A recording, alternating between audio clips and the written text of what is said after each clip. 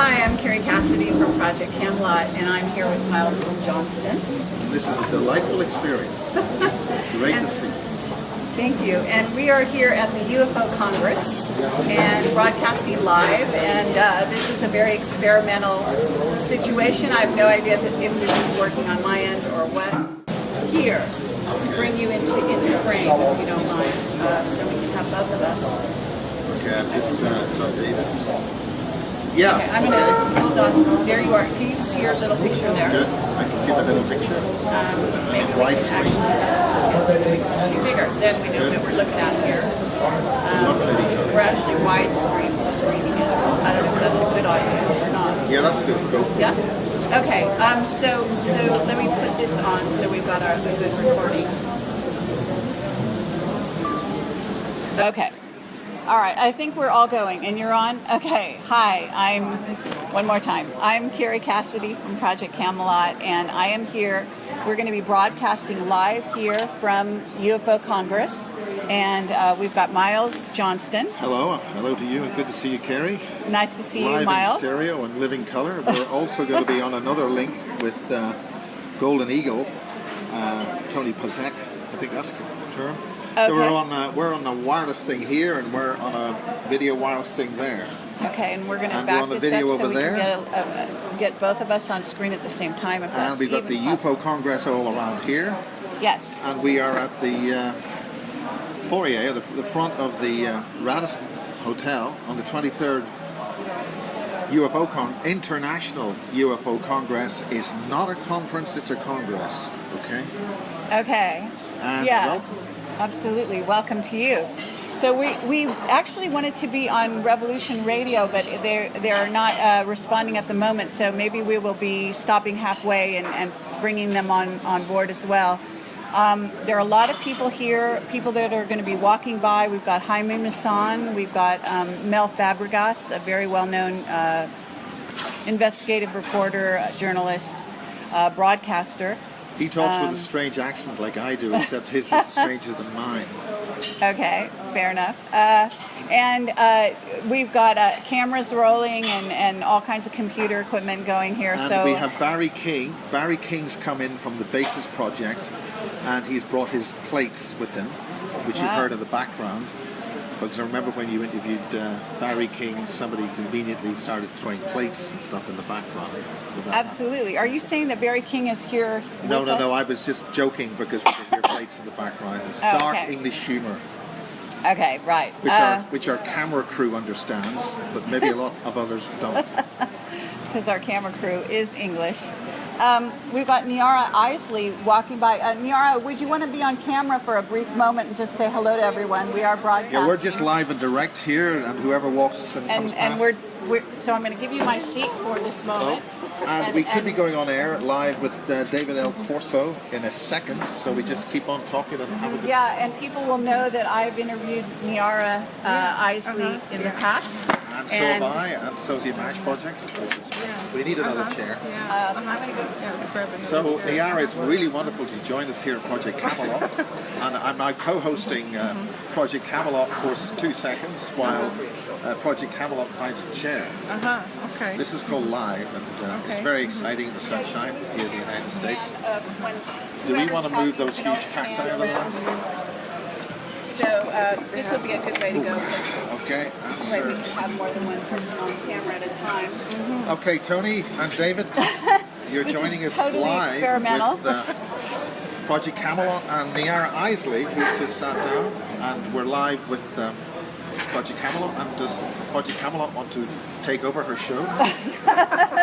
Well, no, I just want to say welcome to Niara, and Thank you. Niara, why don't you tell people what you've been up to lately? You came here, were you a speaker at the conference here?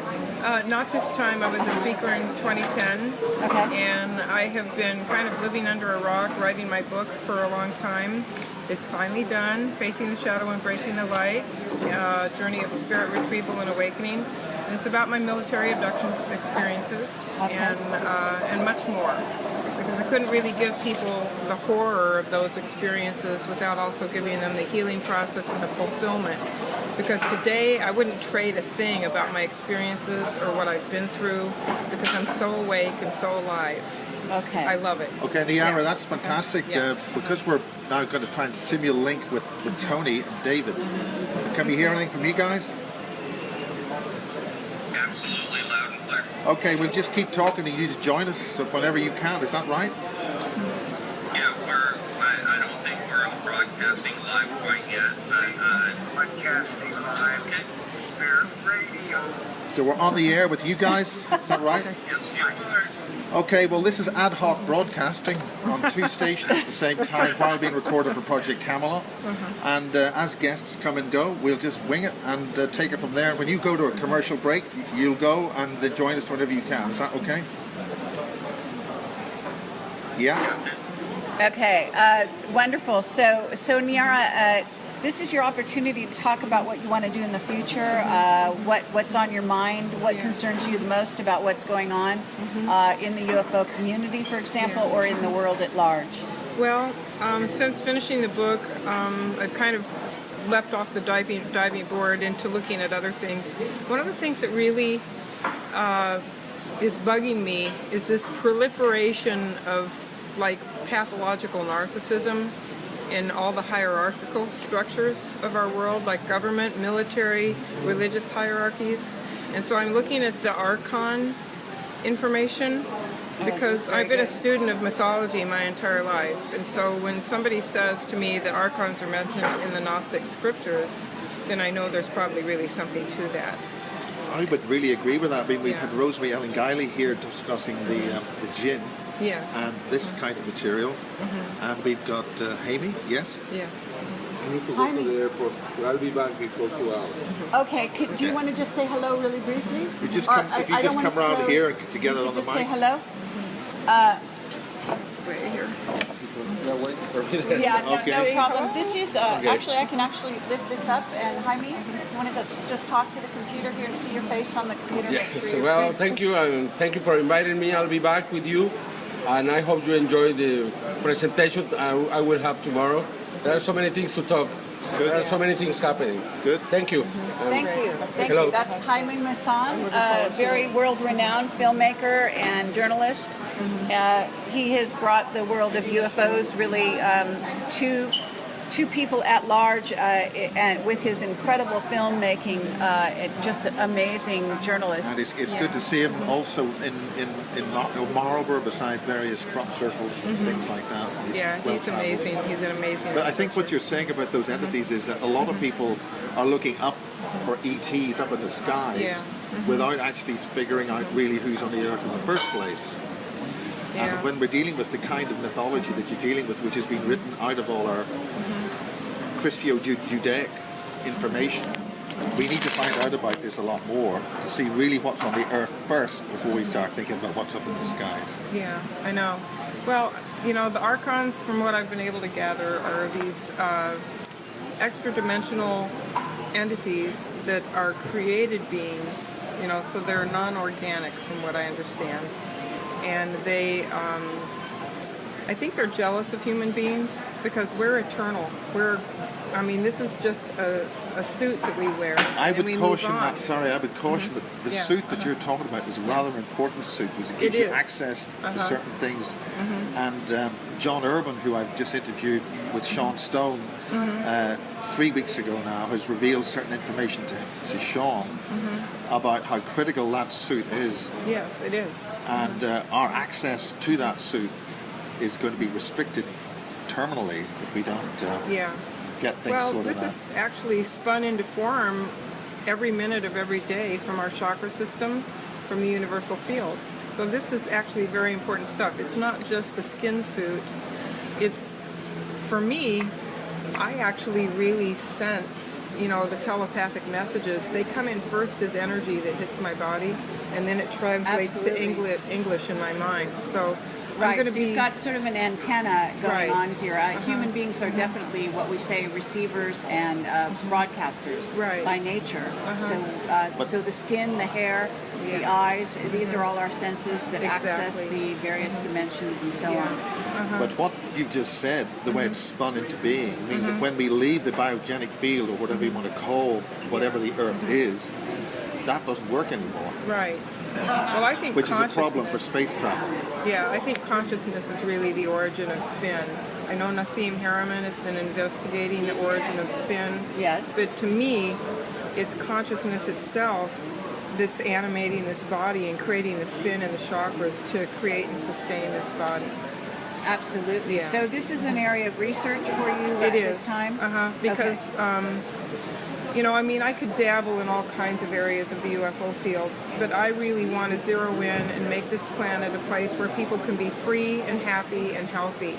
That is my one goal. Well, let's do that. So I'm developing a class that I hope to teach on resonance, dissonance, and discernment, where I use musical examples to illustrate what's resonant and how it feels in the body, and what's dissonant or untrue and how that feels in the body, and get people to really understand these principles of resonance, dissonance, and then using that for discernment when they're assessing incoming information, whether it's channeled, whether it's from the government or the media or from anybody. It's going to land in the body as truth if people know how that feels. Yes, I think that's a beautiful, beautiful way of approaching it, because I think we've just got Revolution Radio online, I think. Okay. But I think what you've just said there actually works is probably one of the most important keys to discerning how we can purge non-resonant toxic intelligences which are trying to mask and hide themselves amongst us, which is a way to, shall we say, shake them out of the wash. And there's got to be a way to work with this archonic stuff too, through vibration and frequency, because I was watching a wine glass on a YouTube video, and it was being subjected to sound frequencies, and it shattered. Yeah. And that's really it. So if you hold a particular vibration and you really hold it in a pure, strong way, then you're going to repel those archonic energies away from you, because they're not going to be able to tolerate from their vibration being next to yours. Because it's just not going to be. Okay, we're back with Revolution Radio. Okay, so we are broadcasting on Revolution at this time as well. Well, not live. Sorry, we're just giving We're some also instructions on Revolution here. Radio. We're with Tony and David. We've got Maria. Sorry, not. We're going multi-dimensional. We're going multi-dimensional, and we're live. We're on live on live stream, broadcasting live to the whole world from the 23rd International UFO Congress in Phoenix. And I think by the time we've actually told everybody how many places we're going, we'll finish the show. But so anyway, we're here, and as things come and go and different people end up going to break and things like that, we'll see what's happening. Okay, has Revolution Radio dropped off? But anyway, okay, we'll see. All right. Well, we're going to continue in this vein. So Niara, we don't want to keep you too long. Sure. But if you have any other things that you would like to say, maybe give your website, your book, anything of that nature. Yeah. Okay. The title of the book again is "Facing the Shadow, Embracing the Light: A Journey of Spirit Retrieval and Awakening." And I purposely did not put UFO or ET in the title because I'm hoping to bring in a whole new demographic to this field. That is very important. And the book will really appeal to people who are into personal and spiritual growth. And the other thing that I think is really important is to mention that the law of attraction, according to what I've discovered, our consciousness has been managed by these other entities for a very long time, programming us to think and create through our consciousness a version of reality that works for them and keeps us subject to them. Yes, absolutely. And so we have to pull out of all the indoctrination. Yes. And there's a big, huge chapter in my book that really begins to reveal all the indoctrination at all the levels. Yes. So my website is Facing the Shadow, Embracing the Light, and that's an educational website where I'll be putting out more information and more research as I come up with it. And then I have EncountersWithHealing.com, which is a website that's going to be devoted to trauma recovery for experiencers and working with them to help them be whole again. Okay, Yeah, wonderful. and healed. So Very thank you good. so much. Well, Absolutely. Really appreciate it. Well, it's very nice that we caught you right as you were walking out the yes. door. Yeah. And I refer to that as reality management, the reality Yes. management system, where it's an infrastructure which our consciousness is managed Yes. to construct, not for our benefit, but for Right, others. for the benefit of others, yeah, for sure. Okay. Excellent. Okay, well, Niara, you're welcome to stop by again if you happen to be browsing by or you Okay. coming back. I don't know what your schedule is Okay. like, and now you're not speaking here this time, Not this but you're year. hoping. Are you speaking at any upcoming I conferences? am. I'm going to be speaking on February 19th, just a few days from here in Orange County, MUFON in Oh, Southern good. California. So I'll be speaking there, and All right. that'll be good. And I have more things coming up, Yeah, well, certainly MUFON's had a heavy presence here at the UFO Congress. Yeah. All right. Well, thank you very much. I'm gonna Thank get you. out of Thank the you. way Thank you here. Niara. so much. Can we- Alrighty. And as we shuffle our chairs around here, Yeah, this is And, live, and this is switching the camera around. And here's Miles. yeah, well, I think what we just had there was a brilliant example of how somebody who's been tortured, abused at behalf of the military complex at Yes. Area 52 or wherever, who's gone through trauma, who's gone through hell, and she's found the light, worked her way through, and she's producing some of the most magnificent, important solutions to this problem. Because certainly something I'm very aware of is that we can scare everybody by producing all these scare stories about aliens underneath or wherever, but not giving them a solution is not a good idea. But that's an example of somebody who's worked out a solution to the problem.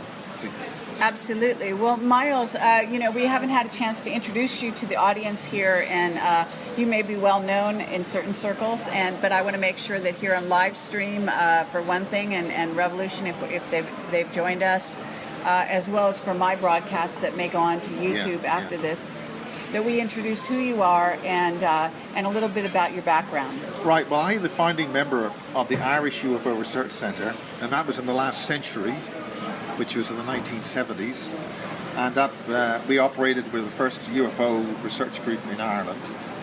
And some of my colleagues also got involved with that.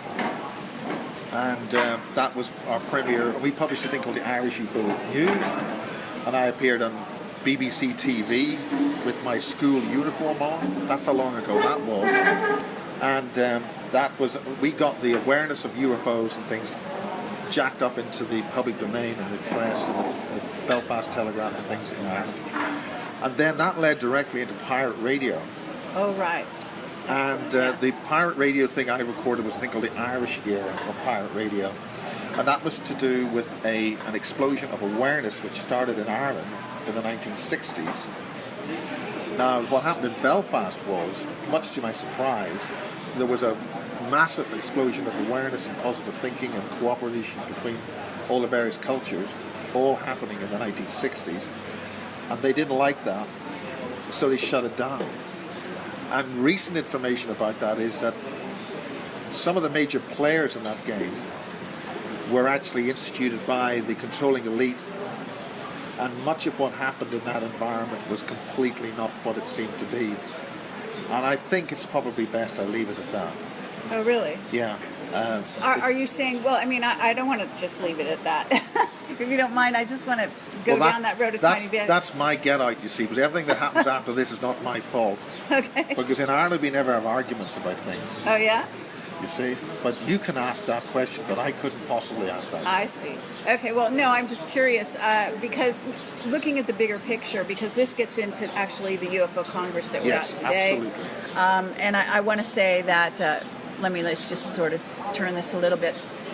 So what I'm saying here is that there is evidence that this whole UFO situation is being managed as we speak. Very heavily managed. Yeah. Not in our favor. Exactly. And I want to say that, I appreciate that John Rao is putting on this conference. I'm sure he goes to a lot of trouble every year to do so, but it's actually about 10 years, maybe even more, maybe more like 20 years behind the times in its focus. Yes, absolutely. And this is a way of steering the minds.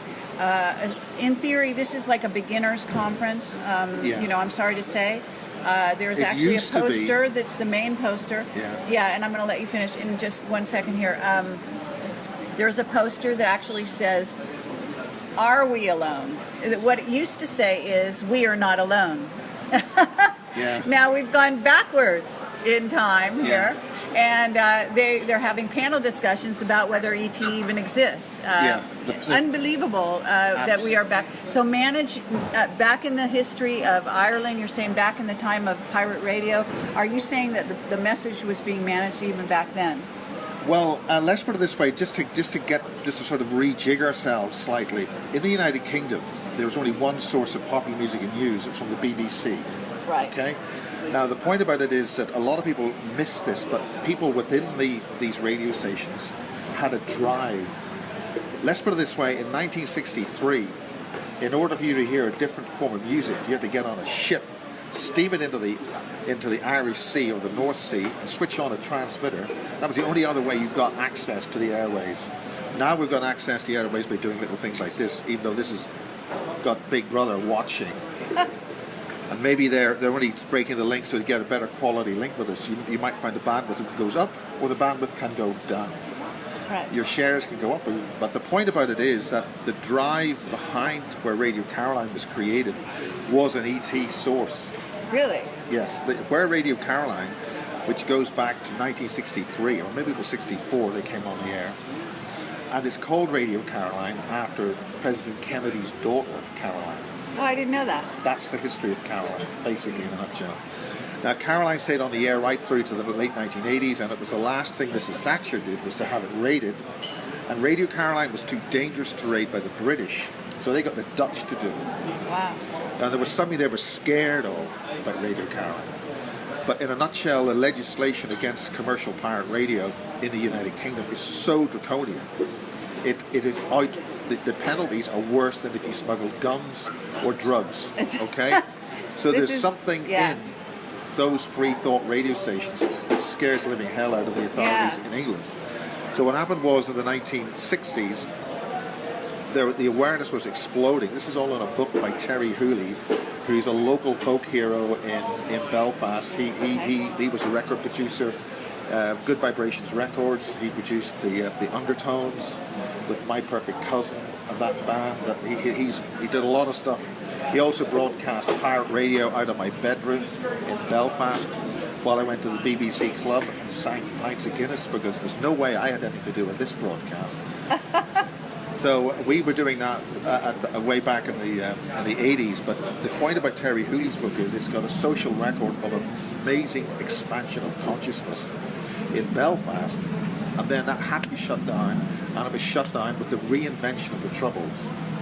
So the main players in that were Illuminati controlled elements, okay? And one of the clues to this is a recent photograph of the leader of one of those players with Her Majesty the Queen, who's paid a lot of visits to Ireland recently.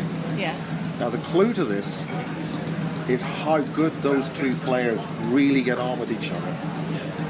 I mean, really get on with each other. And my suspicions were aroused that those two know each other rather too well.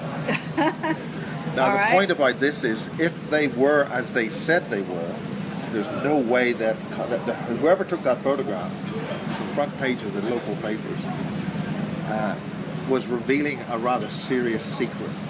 That the main players in the Republican movements in the Republic of Ireland were in fact being run by the Illuminati. Wow, yes. Okay, now I don't want to use the term British because that triggers too many people. But people have got to realize in Ireland that they have been well played for a long time. And a colleague of mine called Andrew Power wrote a book called Ireland, Land of the Pharaohs, and he discusses the whole matrix reality of all this. And Michael Tazarian borrowed quite a lot of the information. Oh, really? In that Okay, book. fascinating. Yeah. And, well, shall we say Andrew Power's got a few opinions about Michael, but he is credited in Michael's work, to be fair. Right. So we have a person who popularized you're saying Power's. Yes, because Power's book, he only published about 1,000 of them. It's now available online.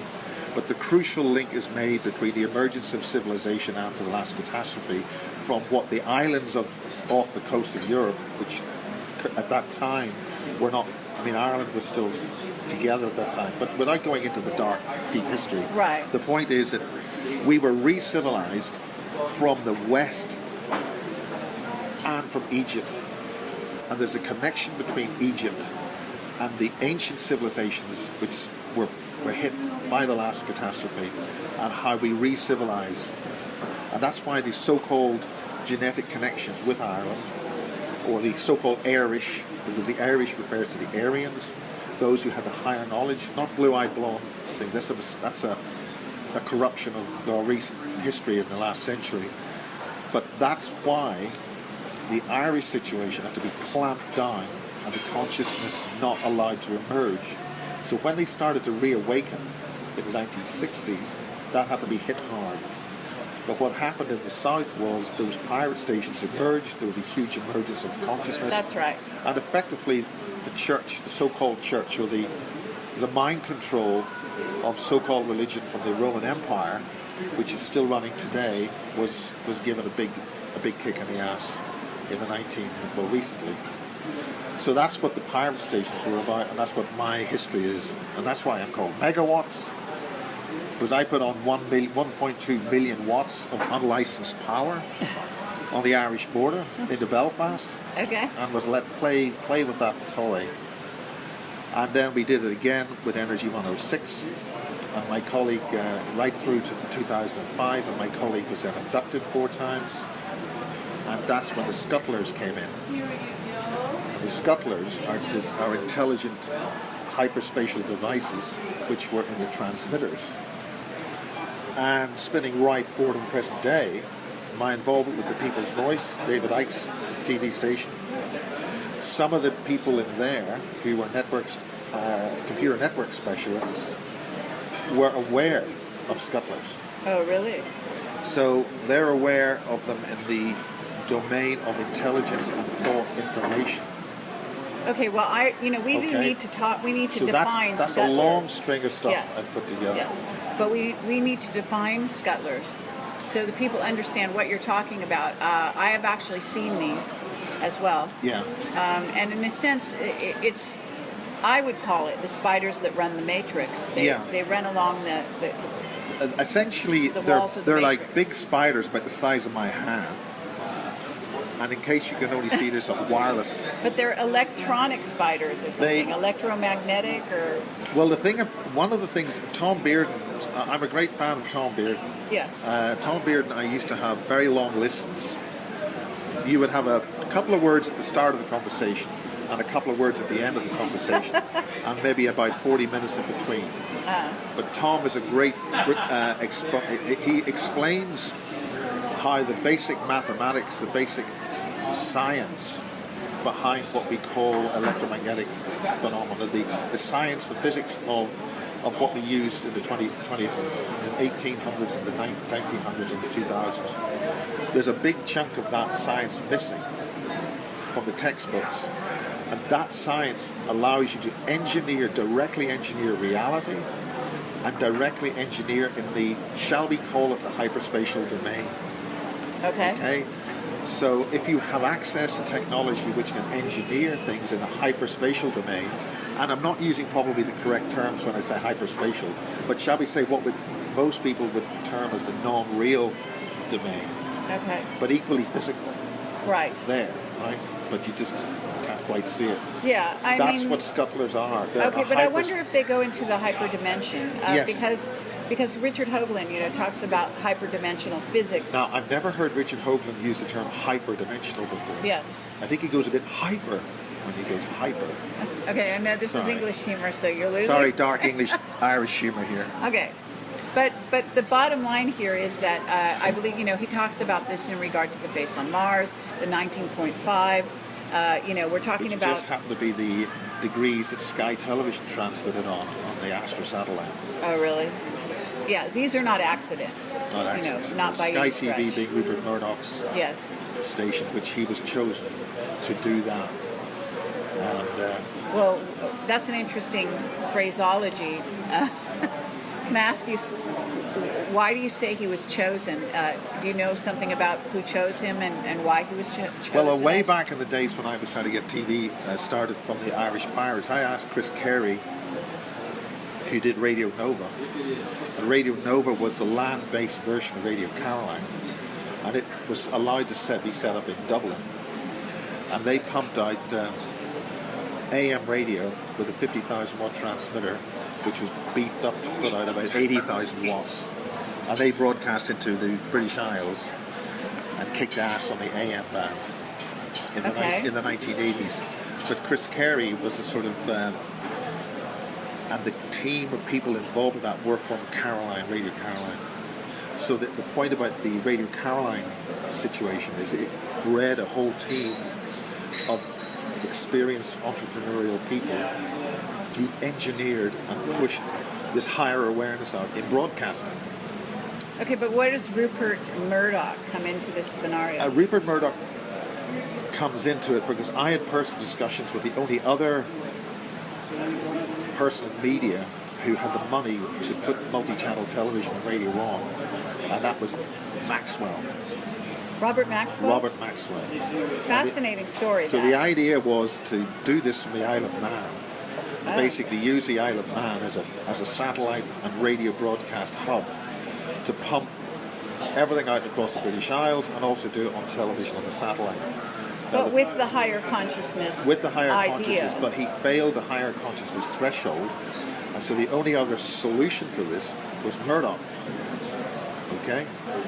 What do you mean he failed the higher consciousness threshold? Are you talking about Maxwell? We're talking about Maxwell. In what way? It's an automatic kill, it's an automatic shutdown switch, and because I'm an engineer, I'll talk in technical sort of terming. Fair enough. Things. As an automatic shutdown, if there was going to be a problem with anything at all that's going to cause a problem later on, it just won't work. Okay, well, are you saying, I mean, they did kill him, right? Well, he was bumped off later on. Yeah. Or was he? But but really, the point about that is he was bumped off pretty early on in the Sky situation.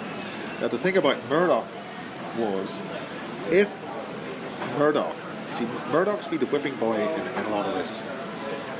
When I say whipping boy, it's an expression in higher English aristocratic society that rather than whipping the Lord so-and-so's son, who's actually stolen the apples, they bring on the whipping boy, who is brought in because you obviously can't whip and discipline Lord so-and-so's son, but discipline must be seen to be administered. I see. So they have a boy who's from the village, and he's kept in all the same clothes and everything else. He's privileged and everything else. So if Lord so-and-so's son does anything wrong, bring on the whipping boy, and you whip the hell out of the whipping boy. So you consider Murdoch to Murdoch's be basically the whipping boy for the Illuminati. Interesting. That's Okay. a different take on him than I've The heard. focus is that the reason for this is that Murdoch was successfully bringing on, in other words, because Murdoch's had the resources to do it, Murdoch's team was given a sort of intelligence transfer sequence, special help.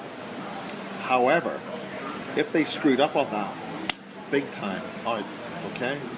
Now the problem with the Sky Television thing was I was at the start of Sky Television. We just had the 25th anniversary launch, part of the launch team last week.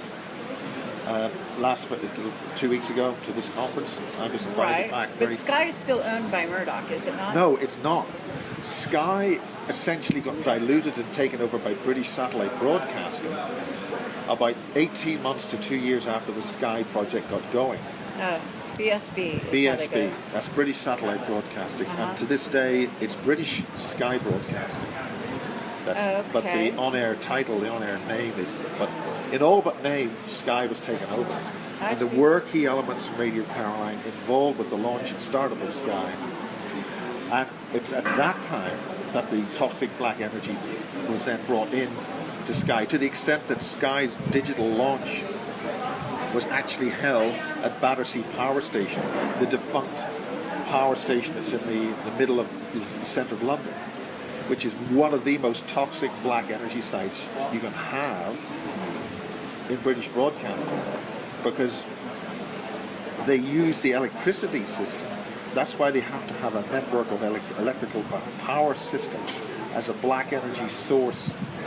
And that's when we discovered that the Greys were using the electrical supply system as a means of getting access to people's homes.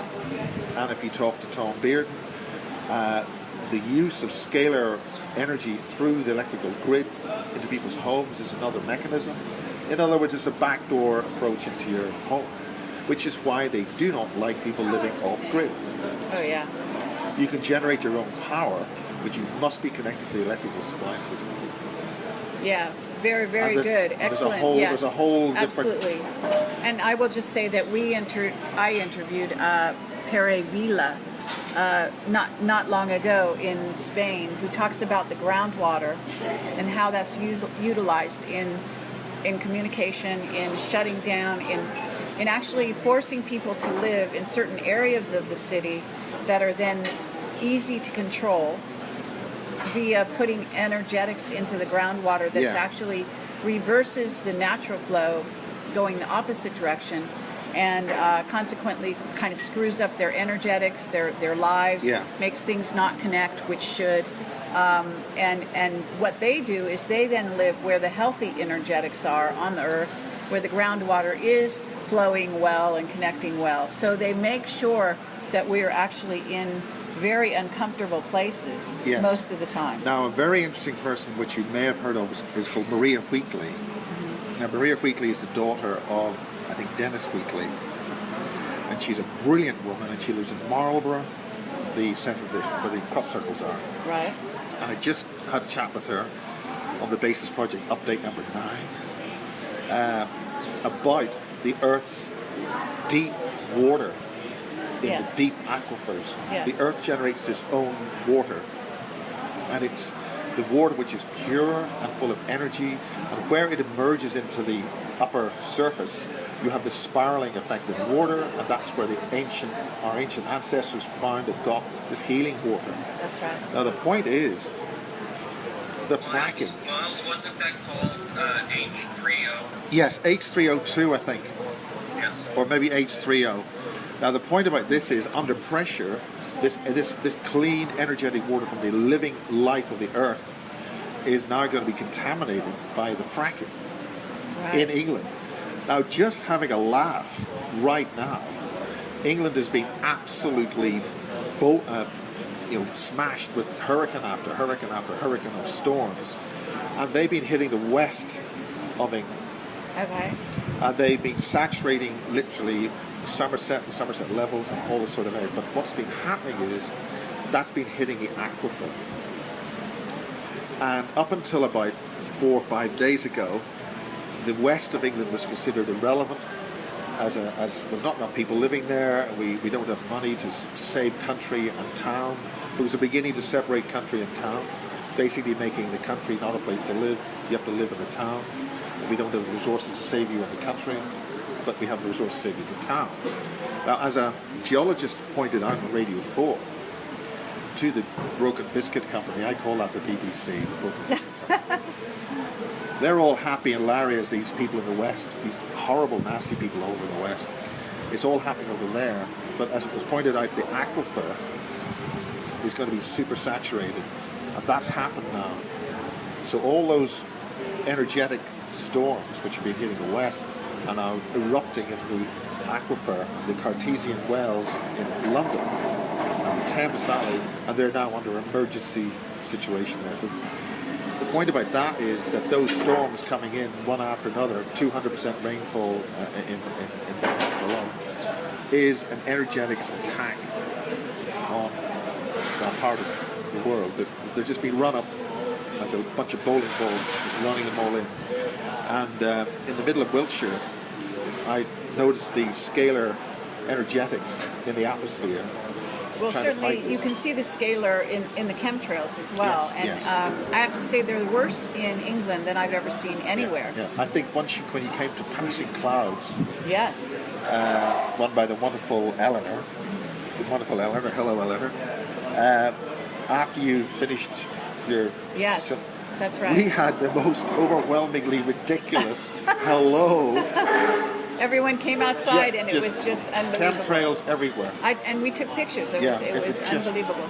Well, I was just in England over December, and I think we were driving to the airport or somewhere, and I mean, literally like reptilian scales in the clouds. Yes. I mean, just unbelievable. These are complex crisscrossing fields, like a herringbone pattern on a tweed jacket. Yeah. And you could actually see this well-known natural phenomena of highly pulsed crisscross fields, which are up in the clouds. And I recorded a little bit where. Yes, Tony. Okay. Well. This activity was switched on, and I was watching as we were having breakfast at Well Cottage, the famous Well Cottage beside the even more famous barge in the middle of Crop Circle country. And I could see all this activity happening. And once those force fields were switched off, we had ice, cold, freezing fog descend in that whole area within minutes. Yeah. So somebody was operating. Now, I actually think that what the British are doing, because this is a massive military area where all that stuff is. Crop Circle country is in a major military area. Yes. Okay. What they're actually doing was trying to stop those storms being as bad as they could be. And I think they were actually defending the UK from that, which is why in some respects the British government was doing, look, we can't do anything about this. But the point that Maria Wheatley is talking about is that the energetics, the positive energy of that deep water is going to be attacked by the fracking. Yes. Because the one thing that they're attacking is the Earth's energy system itself. And one of the places where this is most evident is in Richmond Park, where the trees are energetically toxified. And with a colleague of mine, we had the communication of the tree energies, and this is also connecting with the child abuse and pedophilic abuse, where this is happening on an energetic sites, where this abuse is happening to toxify the Earth's grid itself. The one thing that the Illuminati or the contaminated Illuminati has as an enemy is Earth's Mother Nature itself. Sure. That's Mother Nature itself. That makes sense. So I have to say, I just want to say for the listeners, though, that what you're saying can be translated as happening here in the United States. There's plenty of fracking going on here, and in Europe, they're messing with these grids all the time, and elsewhere as well. So this is really kind of important, But this idea of, I've also heard, I've been actually to. Yeah, Tony? That was actually through Dave Corso at Spirit Radio. Something happened there. We should be fine now. Okay, right. Okay, I was actually at Avebury, and when I went there, I felt ill immediately. Yeah.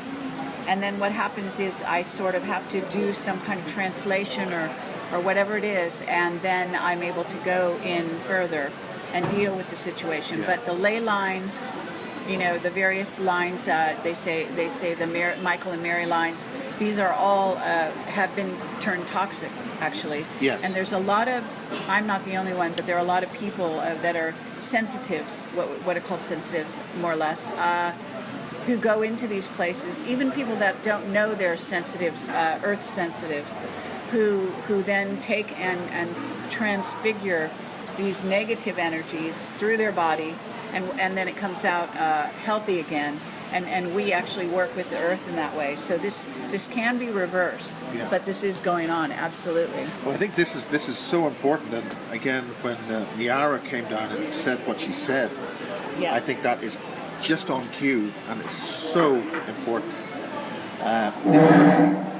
the Earth's energy system itself is under attack, and it's under attack through the electric supply system, it's under attack through the radio frequency system. And this morning when I was talking to Rosemary Ellen Guiley, the jinn themselves, the ancient non-physical entities and living life forms on the Earth itself are being toxified by this. So we've got to sort of somehow work together. Yes. Because ultimately we're facing with John Urwin's data. Remember John Urwin, who sends great respects to you, Kerry. He says, John Urwin will give me a hard time on Skype every day. Well, thank you very much. Niara, right on cue. Okay, let me just say, Niara just dropped off her book, so just putting that up there so people can see. Thank you very much, You're Niara. very welcome. Okay. I signed it for you too. Oh, awesome. Oh, That's it's signed very copy. sweet. A signed Well, copy. Kerry gets a signed copy, but I don't get a signed copy. I will. Oh, well, you know. I got to bring some more to the event. Being silly. Okay, thank you. I No, also account to the IRS for how many books I'm giving away. thank you. That's lovely. Thank you, sweet. Anyway, I just want to say, John Urwin, I've interviewed him, a member of the 16, and I think people should go back and watch that interview with him. I've also had him. We had him on a live stream. Trying to get this camera happening here. Yeah. We had him on a live stream not too long ago, maybe a year ago or so. I'd love to have him back and to get an update from him on what he's doing. He is a brilliant man and something of a super soldier in reality. Yeah, a real super soldier. Yeah, the real one. Not the pretend, delusional kind. Okay, I'm not going to go down too far down that road. No. But yes, anyway, I want to say hi, John, and would love to have you back and interview you again. Well, All right. John has now been interviewed by Sean Stone for the purposes of making a film to get the final part of his story, which is so important, up there as a major, proper film. So it can be translated in a way to ordinary people and not just on a YouTube thing so that people like David I can nick it, whatever it is. Not that David I could do a thing like that, but... Okay, I'm going to leave that. No, we're going to leave that alone. potato very hot rolling down the hill. Okay, but the idea is that it's to a major, ordinary, everyday kind of folk get that message. okay, what I want to do though is actually turn this around just a little bit and move into the present day, because we've been talking about kind of what's going on, your whole history, how it leads up to Rupert Murdoch and how the broadcasting is basically, it's all about mind control. Yes. It's all about controlling the populations so that they don't become awakened. Yeah, absolutely. Keeping them down. And I just want to say that in terms of this UFO Congress, it is very troubling to see that there are certain elements going on here, certain managing elements, making sure that people here, even newbies that come into the sector, are not going to be really immersed the way that they could be. Yeah. The potential for learning is great. Now, this is not to fault the speakers at all, because most speakers, I'm not going to say all, there are a couple speakers that are actually put in there purposely to keep the energetics down. And I'm not naming any names, but I am saying that it's very evident. And you'll be able to pick those people out if you were here. You could pick them out in a minute based on what they say. Yeah. But it is important to know that this sector, what you call the UFO sort of higher consciousness sector. I was just at the Conscious Life Expo. They are managing perceptions, and Yes. they manage them by who they invite to speak, by limiting, by tilting, by causing a lot of competition between speakers, as at the Conscious Life, where you put up one speaker against several others. They're all speaking the same time, so people have to choose who to listen to. You know, these kinds of things. So they're in competition with each other. And the speakers won't necessarily be aware of that. No, not at all. They've got no idea, most of them. Yeah. And so, and they're not at fault, but they are being used. And they're also steering by their choices as speakers. Yeah. Because believe me, there are so many incredible whistleblowers, as many people will know who follow Camelot, and I'm sure your work, some very cutting edge information like you've been talking about right here.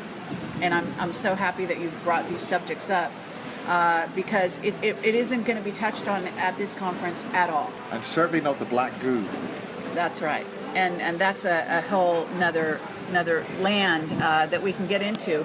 And for sure, you know, I have talked about that. I've interviewed David Griffin. Yeah.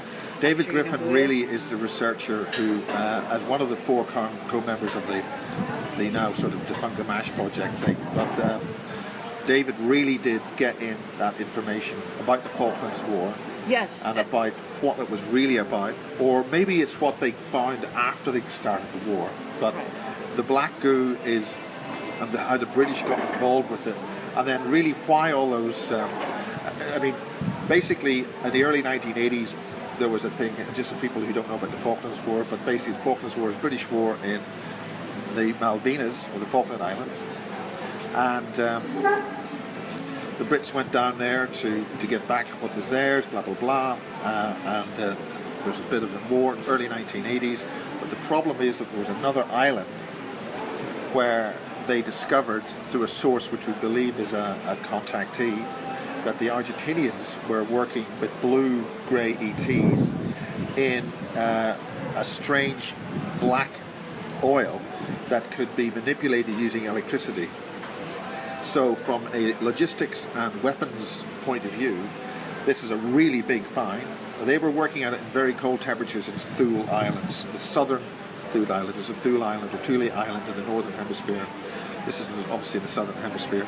But the point is, if you can control oil using transistor technology of some kind, you have the prospect of having immensely powerful hydraulic, computer-based cyborg-type systems. If that was going to work.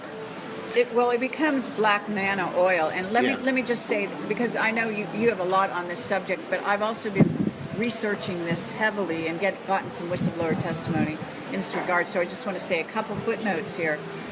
One is that my interview with Mark Richards, he talks about actually having gone down there, being dealt with these raptors who are apparently at war with the reptilians, and this is something you may not have heard about. But are you talking about Joanne? Joanne is his wife. No, not that Joanne. But I'm talking about Joanne I would Richards. talk about another Joanne. Oh, all right, no. But I can't say that. Okay, that would be a different one. That's English humor. Yeah, I appreciate that. No, but what I wanted to say is that what happens is this nano oil, there is a death of the Marconi, because Marconi was a company that was very involved in the Falklands, and there are 25. It's documented on you can find it out there on the web. One place is rents.com that talks about the Marconi scientists and documents the way they died, which is unbelievable. Unbelievable. But I have to say, there is an echo happening right now because we've got bankers dying here. I guess you've been hearing about the banker deaths, right? No. No? But I've been too involved with my creative work here. Okay, well, I have to say there are some echoes of what happened with the Marconi scientists. There's no doubt that these banker deaths are being orchestrated. They are hits, and we get this from many back channel sources, as well as I think Urwin would call that the second degrees being taken out. Okay. And that's what he's trying to communicate with, the second degrees. They're the people who action and take the rap for what's going on with the fall guys. They become the fall guys. Literally, actually, some of them are jumping off buildings. One in particular off a building in London, 37-year-old guy. He didn't even have access to this to get to the top of the building. They had to let him in to kill him, I guess. So this is the kind of thing we've got going on. But it does hark back to the death of the 25 Marconi scientists. What they didn't realize was, the way that the American defense industry works is that you've got a lot of layers, and people are brought into the super secret side of things with an awful lot more personal, physical, mental insulation. in that they've got a better way of dealing with something which is really sensitive, and then they've got that resistance so they don't go bonkers. But the problem with the English side of things, they brought in a lot of really raw recruit, brilliant new people from universities and things. And they're just basically taken from ordinary society and effectively thrown into the super secret world. So they don't have the social insulation skills to deal with something which is too terrible for them to understand. Right. So if they're going to start probing and tapping and doing things to a living entity which controls you through thought and then can get into you. Well, that's the thing. It gets into their. There's evidence that actually it's a nano. It's a nano thing that gets into AI, the, and it's linked to an AI. Yeah. I mean, I think that this is part of the bigger picture here. But ultimately made them go crazy, but also made them commit suicide, supposedly, through the most bizarre ways imaginable. I mean, well, that's how the consciousness of the oil, the consciousness of the if you're a living entity and somebody starts doing things to you, you're going to defend yourself, and it defended itself by killing or getting those who were attacking it to self-terminate. And this is when we have to really, really take on board what we're dealing with here in terms of an intelligent bio-sentient fluid. Right. Which another guy, the term sentient fluid is from a claimed alleged son of an MI6 agent called Alistair, who we interviewed, and he did a lot of work for the intelligence services simply as a young kid, as a student. And he was exposed to the White Room syndrome in Switzerland and a place like that. But what happened was he was in Earl's Court, and this is where, in good old British style, the black goo didn't work. It didn't happen. It was a big disaster, so they just poured it down the drain. Oh my God. So his story is that he got contaminated by this stuff which came into his apartment in Earl's Court. And because of space in London, a lot of the basements are being modified for living quarters, but his particular basement was rather too close to the sewer in London. And he was exposed to this goo in a gaseous form and breathed it in. And it took control of him. And when I was interviewing him, it seemed to be very clear I was dealing with another consciousness in there. I see. And it got into him. He was able to take this sort of spidery creature off him and get rid of it, and it crawled away. These things always crawl away, don't they? Or they always throw them away. Well, this is horrible sounding. But I want to say that this also harks back to a couple things in X-Files. I know there was X-Files incidents in that TV show, like a precursor. The X-Files was really Barry King stuff. Was it? The X-Files came out after Barry King stuff started to come out, and it was seemed to be rather. So you're saying Barry King talked about this? Yeah, very early on now. We're talking, well, I can tell you, I mean, the Gulf oil spill, though, is directly related to all of this. Yes. And this goo was eating the bottom of boats, they said. Yes. This is very important about the Falklands War, that the work that the blue ETs, or the blue, I like calling them ETs, really, this is one of the things which Urwin is saying, that the Greys, we made them in the past. Right, but there are many races of Greys, so this is where it gets confusing, I think. Yeah. The point was that they kept it cold. Right. They kept the black goo cold. So it didn't activate. It didn't activate. They're able to effectively operate on it in a much more dormant situation. Right. The thing about the Gulf oil thing is that they brought it up to normal temperatures. And that is where it will... The thing about Alistair is that the goo is fascinated with designs. It's when it gets into your system, or this is sentient fluid, it absolutely wants complex designs. It wants to explore all forms of really rapid patterns and systems, and it is changing.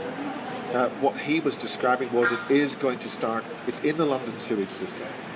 It is developing colonies of new people who are going to be more enhanced and better thinking. I did point out to him that the ordinary people may not like this. And the way that his response was like a child who wasn't aware of this. And I thought this might be dangerous. You might want to take care of this. Yeah. But he's talking about new versions of enhanced humans based on the black goo in about 20 years. Well, actually, you know, I think that the military is probably now working in collusion with them, and I think the Brits were early on working with them. Now, this comes in with the 2045 agenda, which has a similar time scale, which is why I'm saying that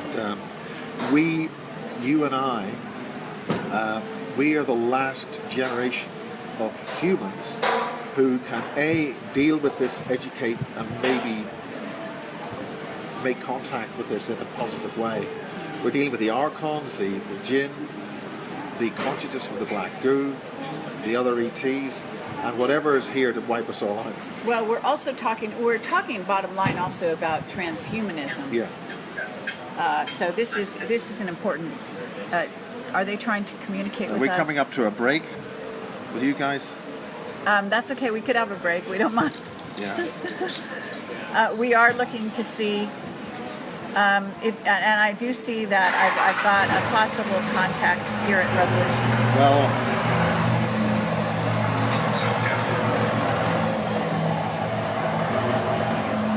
Well, that's a break right on cue.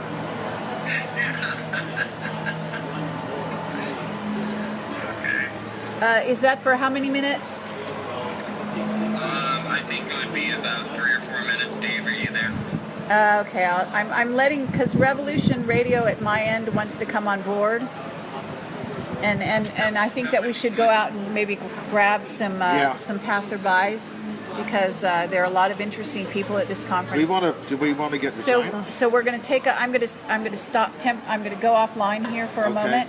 We're going to get rebooted up and take a 3-4 minute break, and we'll be right back. So Commercial break. Thank you for listening. Okay. And we'll be back after the break. Okay.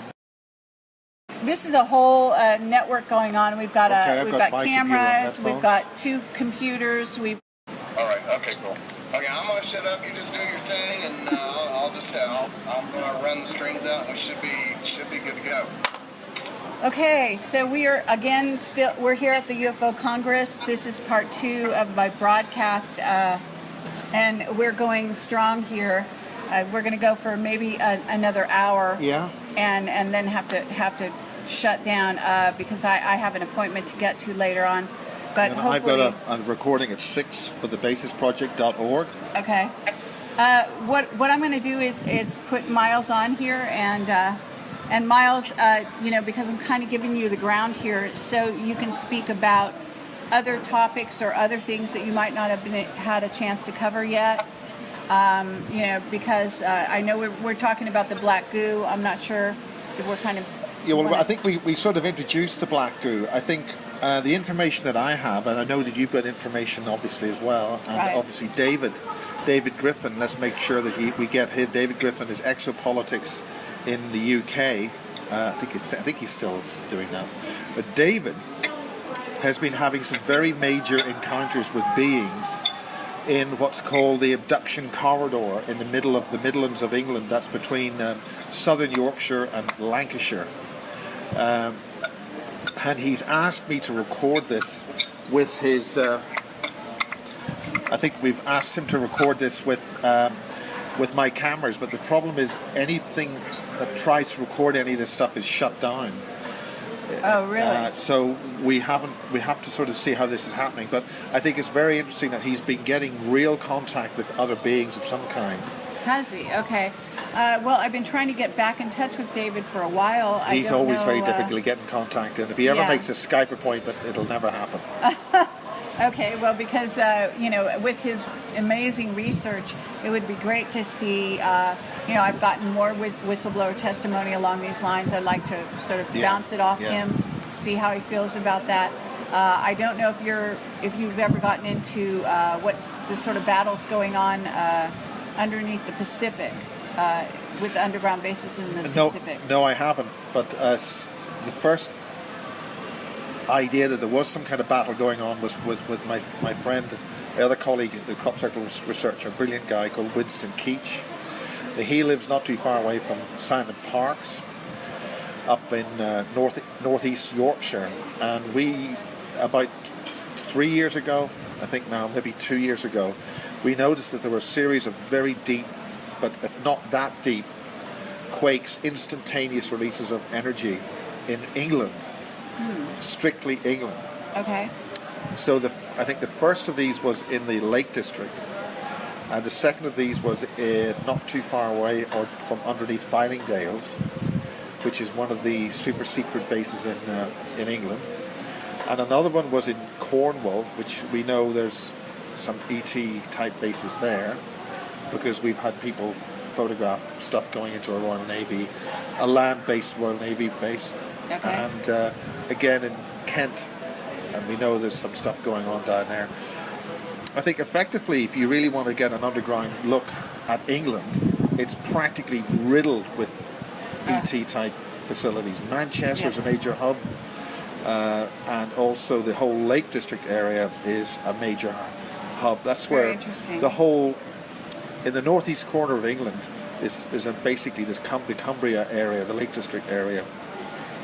The entire coast is owned by the Ministry of Defence, and also it's where Britain has a lot of nuclear power stations, and it's also the zone which directly interfaces with Ireland, where there was no UFO activity there in the Carlingford Loch area, which is also the place where Radio Caroline was created, and nearby the good old mountains of Mourne. The US lost a spy plane which ditched in a lake there in the 1950s, and that lake is so deep they never recovered it because it goes way down into the underground. And I've heard stories about that as well. Yeah, well, that's for you. So Miles is trying to get my cameraman drunk. No, just kidding. Well, he's English. He takes about 8 of those before he even notices. Maybe. But at any rate, so, okay, this is very interesting. You know, The coffee's for me. I was just talking. We're getting people waiting on us here, which is very nice, actually. Thank you. But I was talking to Timothy Good yesterday. Who's also here. Yes, and he's a fascinating man. I have to say that we got a absolutely stellar interview with Timothy. Well, I'm very glad you did that, because he gives a wonderful interview, and I think sometimes you'll get more in a slight expression and a hum, or an with Timothy Good, which will mean more than 1,000 words. Yes, well, he plays it very close to the cuff, as they say. Yes. But I do want to say that he said that the Ministry of Defense is run by the U.S., by the military, of the United States military. Yeah, I think probably one of the most important things in perspective that people have got to understand is that there's a lot of British stuff coming through about Project Oak Tree. Have you heard of that? Yeah, I think I have. Yeah, and it's something to do with some kind of time travel stuff. And reality management stuff that they've been messing about with, and I think this relates to the kind of technology which John Urwin is referring to, that we've got access to toys we shouldn't even know about for another 1,000 years. And for this reason, we have to really have a very steep learning curve as to what's going on in terms of what's capable, what could happen, and all the paradigms and things that we think are normal are not anymore. We really have got to really ramp up our things very quickly. Basically, this generation that we have right now has to learn what 1,000 years of generations have to understand and learn, and be able to handle it. Okay? Yes, absolutely. I think I've misled myself again, but basically, Britain did not win World War II, okay? That is why the Ministry of Defence is run by the United States, because the United States is the Fourth Reich. Oh, absolutely. Okay. You know, and glad to hear you say it. Now, once you understand... This is true. No, this is absolutely true. I mean, once you understand... I think Camelot listeners know this. You know, Jim Mars, Joseph Farrell. The Red Report, all 1930s, how Canada very was given... Very important stuff, yeah. So that's an important sort of that's the special corollary. relationship Yeah. that Okay. Britain has with the United States. Exactly. But the United States isn't run by the United States. Exactly. So well, who really won the war? Well, I mean, it is a complex story. Certainly, the United States and Britain are together in a corporation that's run in Israel. Yeah. All right. But there's also the Vatican connection. Well, so we've got a Vatican, sort of split going on. I think if you believe that there's a slight schism there. Yeah. Christianity is not a religion. It's a mind control exercise which was designed and duped a lot of people for 2,000 years. Right. I mean, there was some minor inducements to that, like being burned at the stake or burned slowly in the embers of a fire. And as you push down, like a... Well, anyway, we won't go too far into the details of that. But there were... Well, here we are in Phoenix, so... the symbolism is rampant, I have to say. Phoenix is said to be, actually a corollary to Egypt. They found all sorts of Egyptian relics in the Grand Canyon. Yes. At the bottom. Yeah. So, and again, back to Richard Hoagland says that there is that Phoenix is basically what you're looking at are the tops of mountains here when you look at any of the hills around the area, which are not very tall, but if you understand that we've got silt, in other words, that the soil after, I guess, flooding or whatever, covered over what was the original Phoenix, which was all Egyptian. Yes, well, I was actually very interesting that you mentioned that, because on our way up to Sedona on Monday, I was mentioning how the landscape around here is not too dissimilar to that of Ireland. Oh, yeah. Because in Ireland, the ancient peoples took the tops off mountains to flatten them, to balance the energies. And we're on the air here. Another man. Jeez. I'll be right back. Right, okay. So the point about this is that there's a wonderful book by Michael Poinder which illustrates this point, where that's Poinder with a Y, where the mountains of the island, which we call Ireland today, connect with the energetic zones of the earth, which were set out in the same mathematical relationship as the pyramids, except on a two-dimensional level along the ground. So whoever constructed that had an off-planet perspective, but from a hyperdimensional point of view, because from a strictly three-dimensional point of view, we cannot leave here. Okay? Strictly from a three-dimensional point of view. But if you the pathway, the way that a lot of this mathematics works, it's like stepping stones into a different... Oh, somebody's fallen off. Okay, we've lost our broadcast. Actually, we've also lost the live stream. So here we go again. So 1 moment. Tony, are you hearing us on the other side?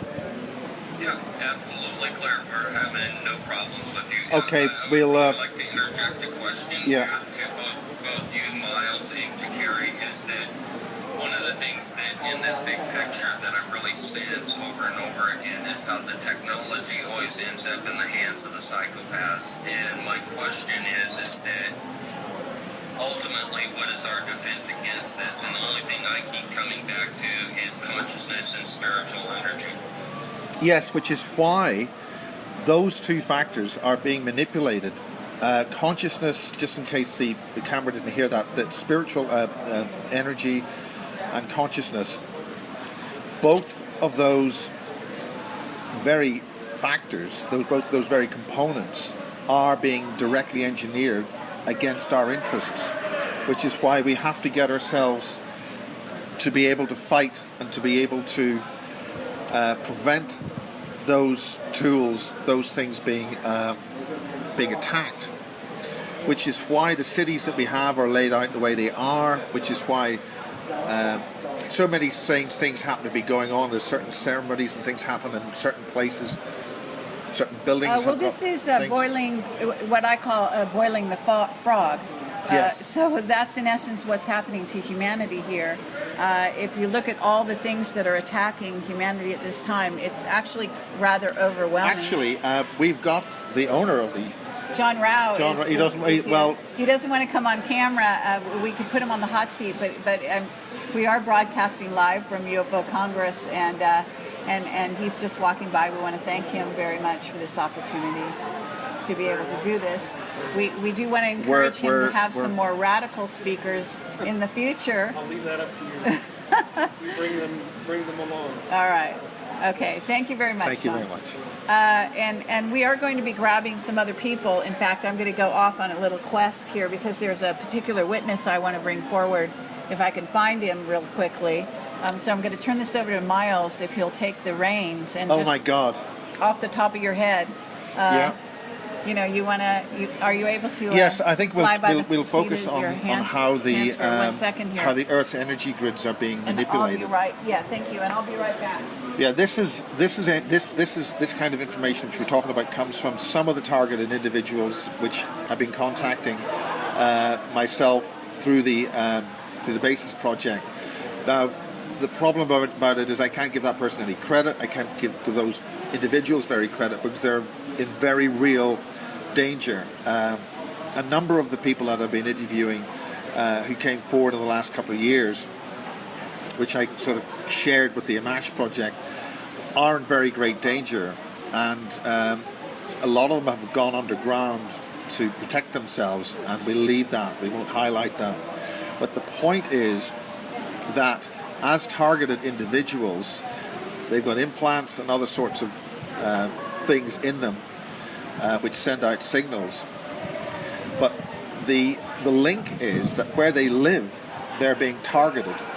And there is a new British organisation, well, it's actually quite an old British organisation, but it's actually actively searching and taking solid measurements so that when these individuals are discussing and saying that these sorts of things are happening, in other words, they're being targeted with microwaves or something, or energies, or they're hearing strange vibrations in the ground, or they're sensing that there's an ET base underneath their house, they're not actually nuts.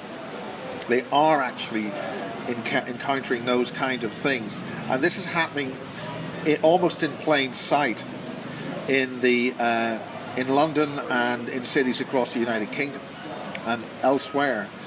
The link is that they have been manipulated, or they've been placed into these zones because they're actually brought here to highlight this information so we can find out about it.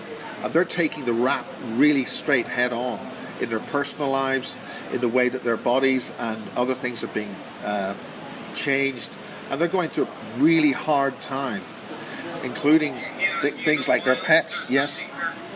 Miles, there's something very interesting here that I'm noticing with these people is that anytime somebody's consciousness and spiritual energy rises above the plane, if you will, of the sheeple, they get targeted. Yes, Tony's just mentioned there, for the purposes of the camera, that once you put your head above the, once you start being noticed, you really get attacked.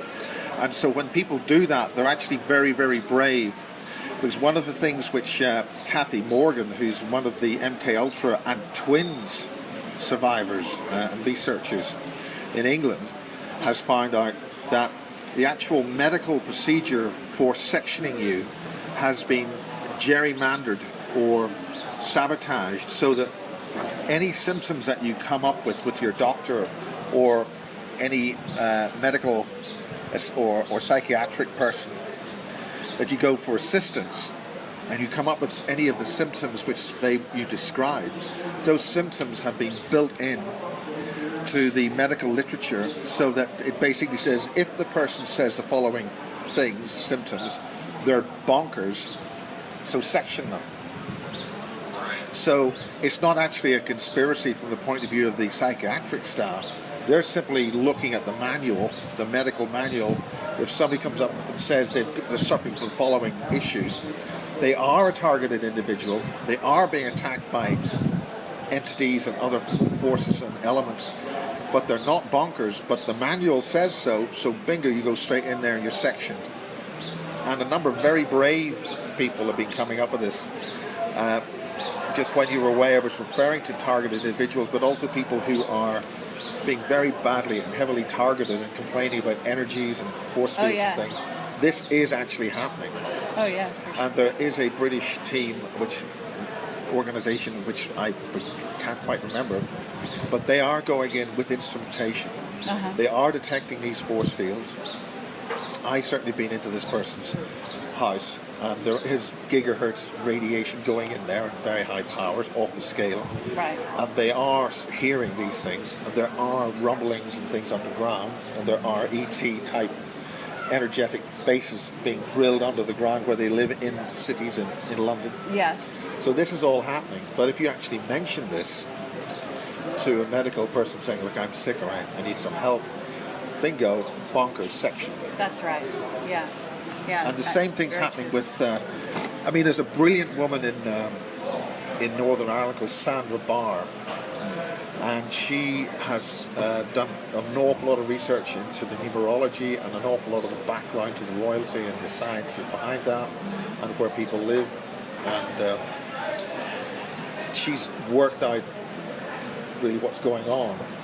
So why they had the wedding of the royal couple, why they had it at that time, why that relates to certain things, including the release of paparazzi photographs.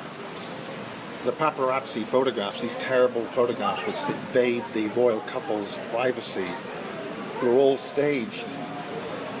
The very action of the pillars, maybe there's certain emblems involved, and it's all completely a put-up job. Incredible. She's a great lady, and she needs a bit of credit. She's had a bit of a hard time. Okay, well, thank you. That's great. We were just, I was out there trying to find a couple of people that had I'd come across here at the conference, because we do find some interesting people that have fascinating backgrounds, as well as well-known authors and so on, trying to grab a couple of them to bring them online here, because we did do this broadcast sort of off the cuff.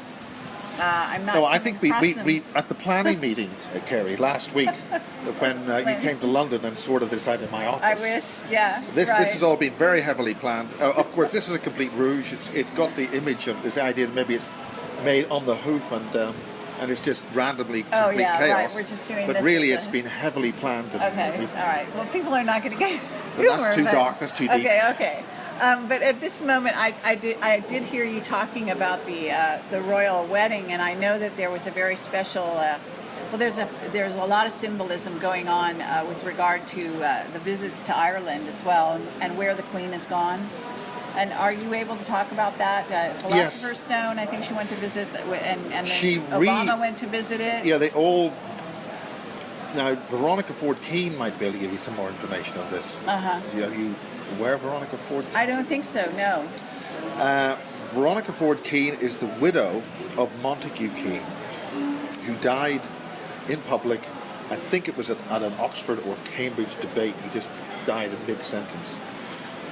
Now, he knew John Mack, and she, in fact, identified John Mack at the morgue. She was the last person to see him. John Mack was staying in her house. Oh, my God.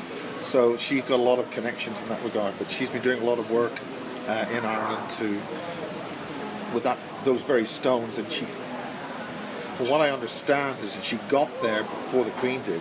Oh, really? It's a bit of a complicated story, this, but she got there with her sort of team to sort of invalidate anything Her Majesty did. I see.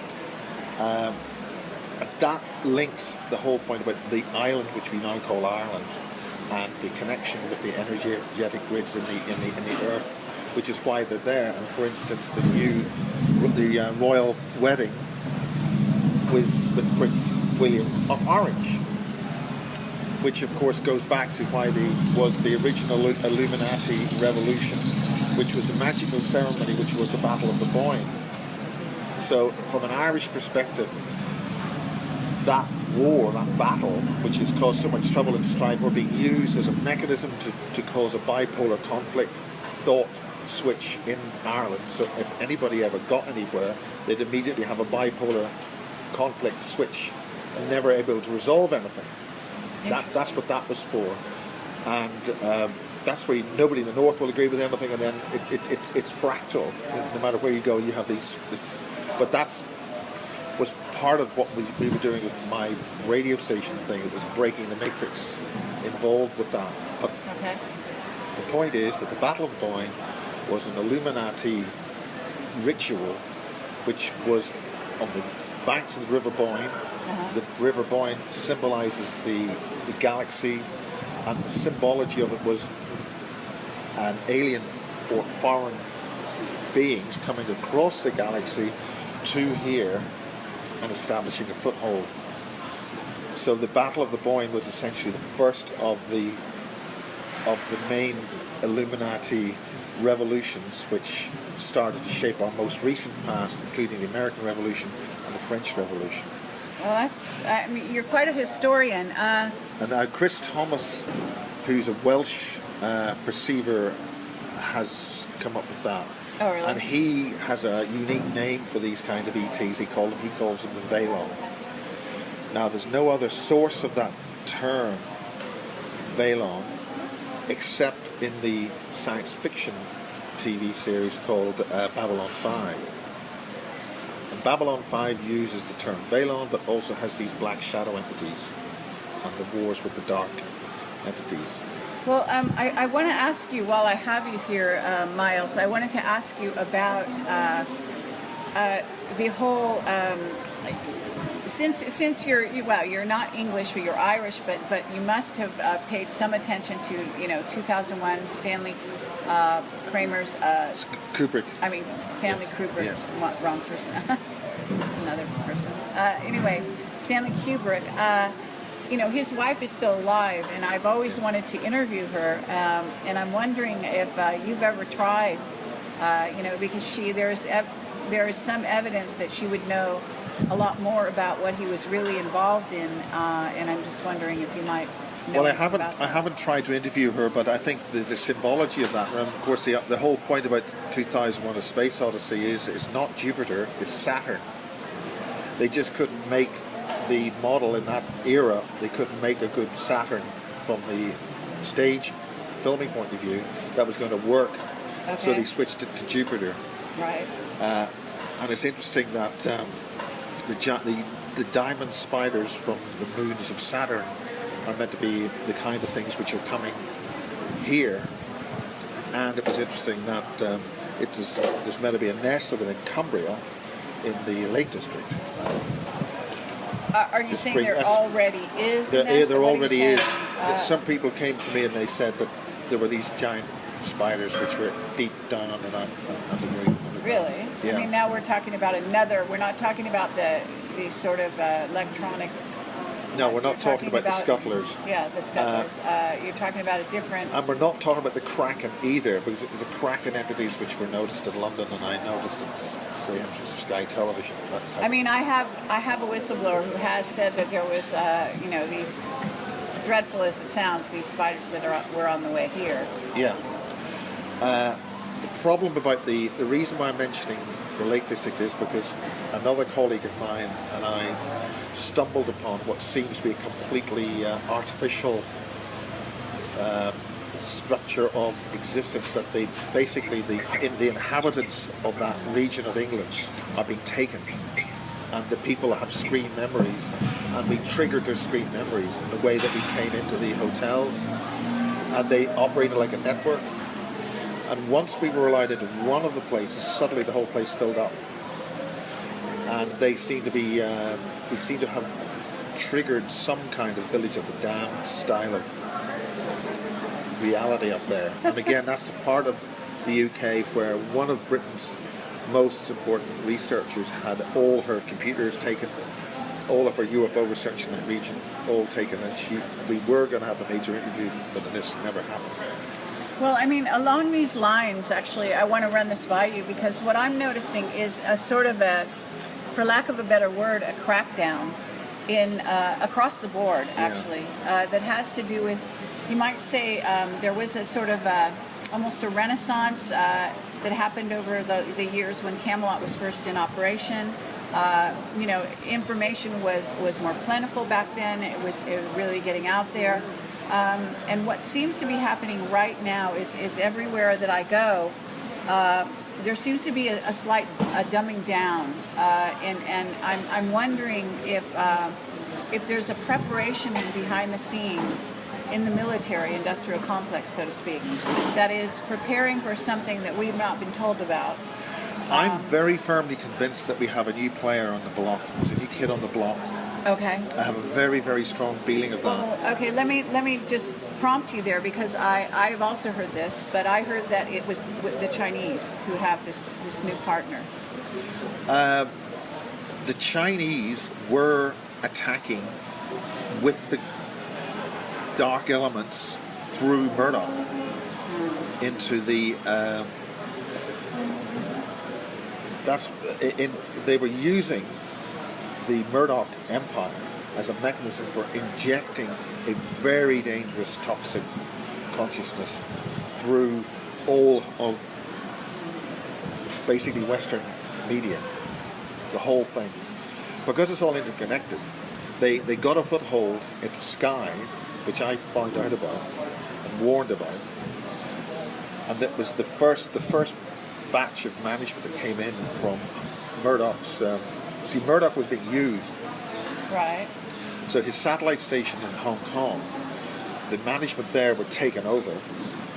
They were then imported en masse into the management in the UK, and all of the management structures within the practicalities of the so-called Murdoch Empire were all taken out.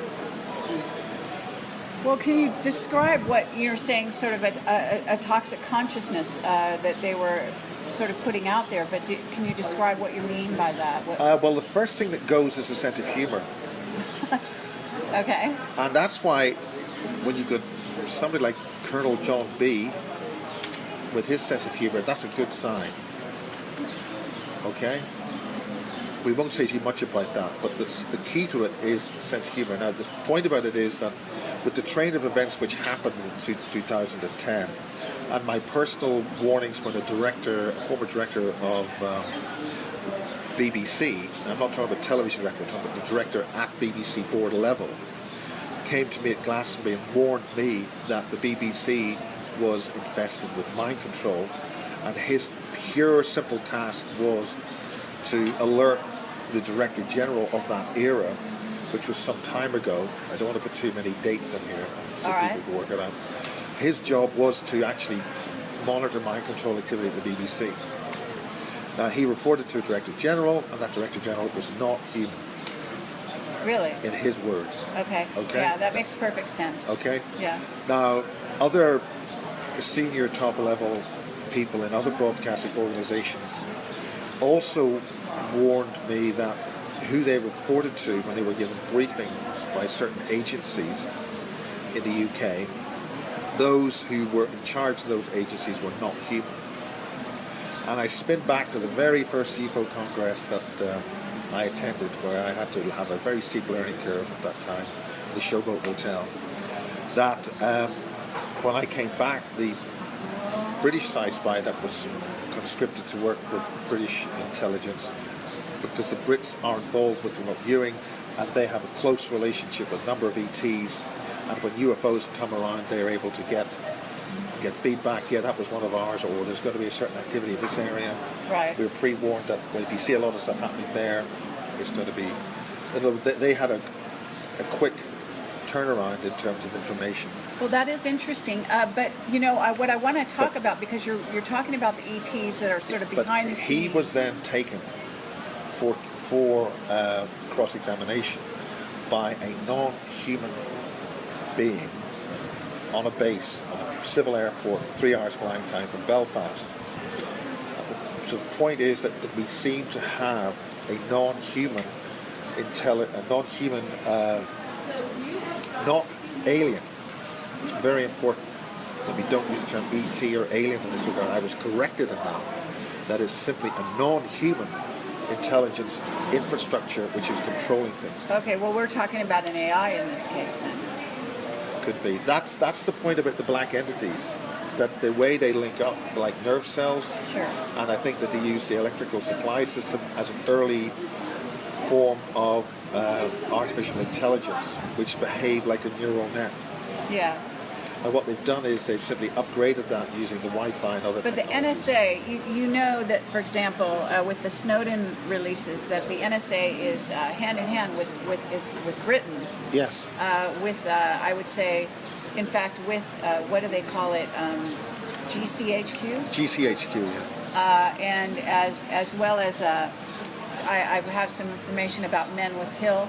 Yes. I That's don't where know. one of the deep underground, 2 miles down, something, a sudden impulse of energy released that. Now I know Benjamin Fulford then, and what's his name? I forget the other guy's name. The United States name. Started talking about these things elsewhere, but this first started in England. Yeah. And the idea that somebody sort of drilled in and dumped a nuke in there is baloney. Somehow they use technology to allow an instantaneous release of energy, like an explosion, 2 miles down, approximately. Now, because the Lake District's much higher, the distance it was down was a deeper distance, but it would mean that it would be roughly the same deep underground shell where this energy release was. When you're talking about an energy release, explosion. When was this? Well, this would have been, it's when Benjamin Fulford, I was on air with him at Edge TV around about January 2011. So this would have been happening probably in 2009. Okay. All right, going and into then this 2010. energy release, are you saying it led to something specific? Explosion. See, we're losing our picture here. Energy release explosion. It's as if somebody was taking out deep underground bases underneath interesting. established military facilities and listing posts in the UK. Well, you know, what I want to do here is drill down a little bit, because I am very interested in a sort of a schism, and after talking to Timothy Good, it seems obvious to me. There are certain other people on the stage, for example, the panel discussion, I don't know if you saw it last night. I did, yeah. Okay. I noticed that again, I'm not going to name any names. Well, but there were two people having nice ping pong, right. Ping pong being a well-known Chinese game. But, we'll leave that on. But yeah, Probably too absolutely. deep. No, I think people might catch on. But the thing is that what's important is that there seemed to be a real schism being demonstrated even on stage, although most of the people kind of went completely beyond them. But I have to say that that these individuals are at war with each other. They're both representing different groups of ETs. I wouldn't say that they're at war with each other. I think that one whole lot is completely bought into the Matrix. Every time I hear this damn thing about Roswell, I go bananas. I mean, there was alien activity, UFO activity, you know, ETs running around small villages or towns in England during the war. Sure. There's more and more stuff coming through that the Brits were involved with ETs in England and the Germans in the war. Actually, I heard recently that long before Roswell, even in the United States, before the Germans got hold of this kind of technology, that's, you know, they always get credit to the Germans. Now the Germans ended up coming over and working with the Americans on the same technology, but apparently there was communication with some group of ETs, at least one. Well, and the military. Win Keach is basically saying that the German, the Thule Society, the channelers of the 1930s were given data, information to construct what they thought was a spacecraft, what they call it a spacecraft. What they actually did was that they constructed some kind of portal device which allowed a lot of stuff in, and they lost control of it. Okay. Now, the thing about this is John Urwin refers to the bell. Oh, absolutely. And, I mean, we went there, actually. We went to Poland and saw the henge. Yes, yeah. Now, what seems to have been happening was that there was... Witkowski? Yes, you know his work? Yes, and I'm very impressed with that. And it really does. That's even been on BBC Radio 4. It's horrendous, though. If you go there in person, I can tell you that the energetics there is just horrendous. Yeah. Well, it seems that something similar was going on in bases in England during the war, which involved the Nazis. I see. Involved with some kind of space-time thing. Now, one of the first people who spoke at the Bases Project is Lisa Williams.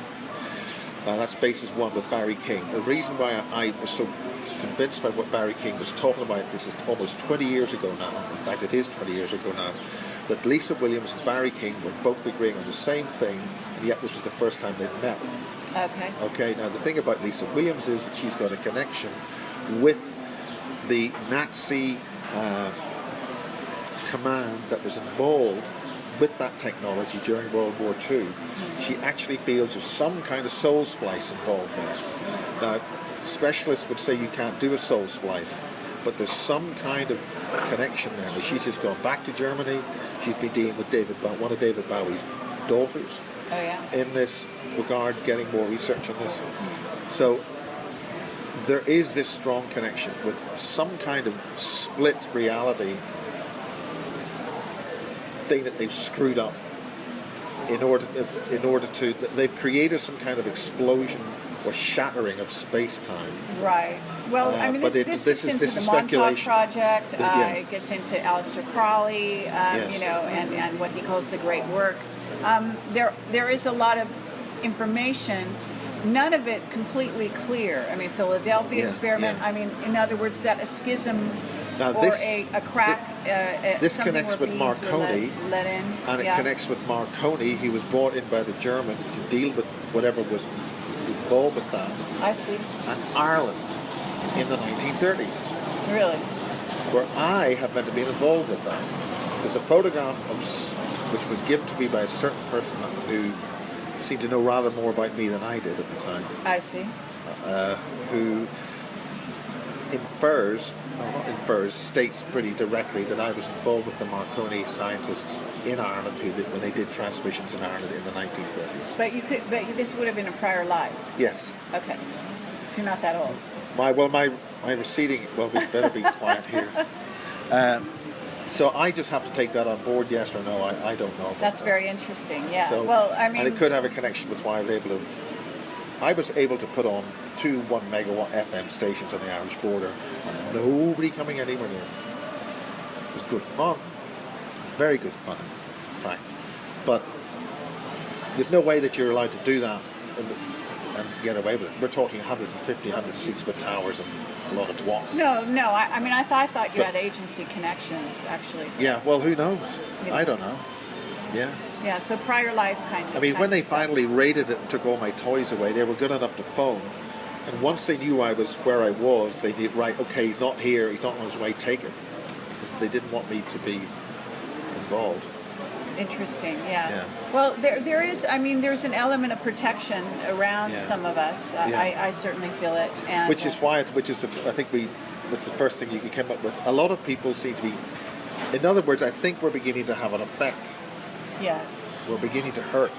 Now, John Urwin's very clear about this, that the Alex Jones and all the stuff that we're doing has had no effect. The sheeple are still sheeple. Nothing's really happening, and we're not having an effect. So we've got to find out some way of having an effect. Well, I mean, I can't agree with that. I mean, I know that it feels to some degree that we are sort of, sometimes it's an uphill battle. Yeah. But I think the plentiful amount of information on the internet right now is testimony to the fact that people are waking up and they are very hungry for the truth. Well, and the thing that working very hard to find it. Yeah. Now, there are certainly, you're going to, whenever you have sort of a positive move in one direction, you're going to have a negative move in the other. That's like a no-brainer on planet Earth in this 3D reality. Yeah. We're talking about a union of opposites going on. But that doesn't mean that we're not making headway here. Well, Urwin is one of his pet phrases, if you put the truth into a barrel of lies, you'll never find the truth again. Well, I mean, I'm sure that the military thinks that, because that's how they operate, right? They're banking on that, basically. Yeah. But I have to say that whatever you've heard from John up till now is, I don't know, like 2nd grade as opposed to 5th grade. Or in England it would be O-level, that betrays my age. But the thing is that the way to explain things at a lower level is often so crudely simple that when you get to the details at a higher level, what you then find out is so radically different to what you got at the start. Sure. So I think we have to see what he's going to ultimately say, because he does want it in one go in a big way. And we'll have to see how that works, and let's hope it does. Okay, well, I mean, I think everyone has a piece of the puzzle, so to Yes. speak.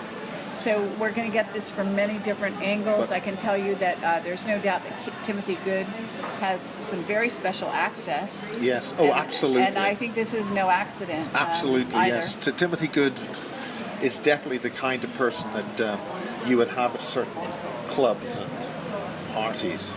Right. He would fit into certain levels, which I think would be very good. But the thing about Urwin But is... he also doesn't seem to actually know. I mean, you'll see my interview with him when I publish it. But I did run some things by him. Now, I'm assuming he's honest. Said he really didn't know about this, that, the other. He and- won't. He won't. He won't have had the slightest exposure to it. Yeah, and so what they do is they give them a certain amount of information, which is what they do with people that they've got to give information to because they're very, very brilliant, and they're not going to sit there and not know. Yeah. But if you feed them enough in a certain angle, then it's kind of like the other tunnel vision. There's some other areas that they're not going to have access to. Well, There's for example, are you familiar with? There's a police officer in Britain. His name is Tony Dodd. He died the a few late years Tony ago. Dodd, yeah. Did you ever meet him by chance? I met Tony just really before we get on to that. I think when you've got certain people who are going to be given certain bits of information, and for them to be comfortable with that information, they have to be given the information they will remain comfortable with, which they won't lose the plot on. Right. So if you've got somebody who's going to be very successful in a particular demographic or saying something, you've got to make sure they're going to do it right. And so with Timothy Good, he would have a certain social class, a certain social way of looking at things. And so in order for that to work and for him to retain credibility within his sphere of influence, Yes, credibility is always there's a no big point issue. exposing him or giving him information where he would say, "You didn't say that in your book, did you? Don't be so ridiculous." Yes. But you've got to. So he has his. We've all got a role It's to play. like a niche. Yeah. Yeah. You've got a role to play, and so he will be invited onto the BBC. Yes. And he, a lot of the people at the BBC that the BBC uses are blatant disinformer people. A colleague of mine called Max Burns calls them the usual suspects. But we won't go too far into that. But it means that Timothy Good would be able to say certain things with retain his credibility in a certain I level. appreciate that, but I have to tell you that I've dealt with this type of person before, who's been kind of put in a corner, but actually they're much smarter than that, and they're eventually going to sort of it's a niche, they're become very expert at it. Military people trust them, give them information, which Yes. he's absolutely got really stellar information. Absolutely, yes. But it's because he's retained that thing and not but gone see, over it. the reason I bring up Tony Dodd here is because I asked him about Tony Dodd, and we were contacted by Tony Dodd secretly. Camelot was. Right, okay. And we were told... That must be pretty close before he passed away. It was. But he was not taken out. too long. I'm not going to get into specifics. Yeah, he would have been. He was taken out. I mean, people don't realize that Camelot's been in operation for 8 years. Yeah. That's 24/7, 8 years. Yeah. So I can tell you that sometime during that 8 years, we were contacted very secretly by Tony Dodd, and he told us that that Torchwood, the British television series, is absolutely true, and that they really do have teams of individuals employed by the Torchwood secret government. is a spin-off of the Doctor Who thing. Yeah, well, maybe so, but they have these teams that go out and hunt down ETs. That would completely concur with, I call him Agent Delta in my Northern Ireland thing, but he was involved with that kind of stuff. Yes. And he said you could get killed for that knowledge. Yes, So yes. even though he was friends with Timothy Good, he didn't tell him that. Yeah, that would be right. That would be the right way to protecting operate. him, Absolutely. But I mean, I was trying to push things about cattle mutilations in Northern Ireland. I'll call him Agent Delta. I tried to leak this. I was trying to get this raised in the newspapers in Northern Ireland. Within 25 minutes of me trying to do that, he was on my front door saying, "If you go ahead with this, you'll be dead." Really? Up dog. Yeah. And I've had the odd gun pulled on you, on me. Right. The thing is, when they pull a gun on you, it's already too late, because if they're going to do anything, they wouldn't need to pull. But anyway, that's neither here nor there. But the point about Tony Dodd is that Tony Dodd, a person who was involved with one of the most sensitive cases that Tony dealt with. She's an abductee in that zone, Skipton, that Yorkshire zone that you mentioned earlier with David Griffin. And she was taken a long time ago. She now lives on the Isle of Man, and she talked about that case. She made sure that she talked to me about that case that she was involved with Tony Dodd. Now this involved her and she went into a major regression. There was a major important person from the Ministry of Defence who was part of the interview with Tony. So Tony was dealing with a very important UFO case with the Ministry of Defence. Interesting. She then, during that interview, kept quiet, and a tall Egyptian-type entity turned up and briefed Tony Dodd and the guy from the Ministry of Defence. Really? And that briefing was classified and remains classified. But the guy from the Ministry of Defence was a good Catholic, and he resigned after that time. He couldn't handle it. He rejected the Catholic Church, and he couldn't handle what he was told. Fascinating. And he resigned. Tony kept that secret all the time. I don't believe he's... I mean, apparently this man was very well read in on a great deal. Yeah. Not only because, I guess, of his law enforcement background in Britain. But I know that Nick Pope was still very critical of Tony for releasing information. Yeah, well, Nick Pope would be, because we interviewed Nick Pope and we have sort of an ongoing rivalry. I mean, he was just to the letter giving us basically the propaganda. That he's basically been told to give. Well, you need to look at the interview that I got with him. He was pressurized. It was about 3 days after he resigned. Well, shall we say his current role changed with the organization he was with. And I got him up against the clock, and he did say a couple of things which actually meant something. Right. And one of those was a little slip of the tongue where he said, well, we've certainly been shooting at them with our gun cameras. Now, in that one phrase, Nick Pope said something. Okay. There you go. Now, A, it means that there are real physical objects flying around. B, it means that we've got fighters up looking at them. C, it means we've got film of them. And D, it means they might be a threat. And yes, all in one little slip of the tongue, which is very careless for Mr. Pope. Yeah, but you know, all fairness to him, because in case he sees this, I want him to know that I've always thought that he was a beautiful potential whistleblower, and it hasn't happened yet. But I can tell you that he knows a great deal more than he lets on. He likes to play dumb, I'm afraid. But he's also written some fictional books. John Urwin, I'm very sorry, but you just can't butt in on a live three-way conversation. Oh, hi, John. How are you? John Urwin, we've got KERRY Cassidy here. John Urwin has come online from up north in Newcastle. Okay, let me see if I can do this. This is going to be very This is good. Here. Hello, John. You're speaking to... We've got two laptops. Talk to each other. This is awesome. We'll just bow out and let the technology take over. Okay, laptop one, talk to laptop two. I don't know if this is working. Is this working? Here. Is he showing up? Okay. Yeah. Okay, awesome. Let's go ahead. I mean, it's great to see you, John. Almighty. I can't believe you're showing up here. Oh, that's a little bit unbelievable myself, I'll say, John. So how are you, Kerry? I'm very good. I'm very good. That's good. It's quite a while since we last spoke. Yes. Well, you're on another network. You're on about 3 networks, and Am I really? yeah, we'll just see if the sound can be picked up on this. Yeah. Here, let me. But we'll keep it brief. A tiny bit here, and John, let's put this. You right see, in the he middle. always smiles You don't when want there's to a put girl technology involved. on top. Okay. But we want to make sure that this is working, and it looks like it is. So, okay. So we've got you going here. I hope your audio will be picked up. Okay, John, you can speak now. Now you've interrupted this story. Well, I had no idea I was going to be interrupting anything. So, okay, what have you been discussing? Well, we're talking about you, really. Yeah, we talked about you quite a bit. We have mentioned that you were interviewed by Sean Stone. Do you want to say anything about that? Well, that was, let's see, that was a week on last Sunday, wasn't it? But everything seems to be going well. We have signed agreements in regards to making the book into the film.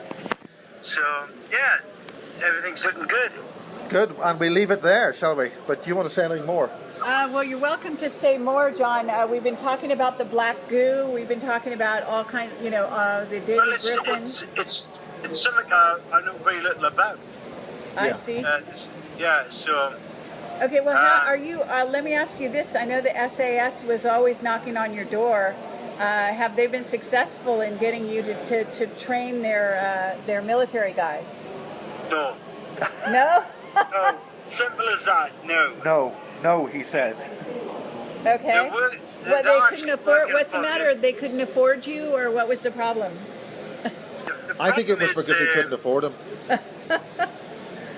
No, the fact is they actually work for the European Union now. Oh yeah.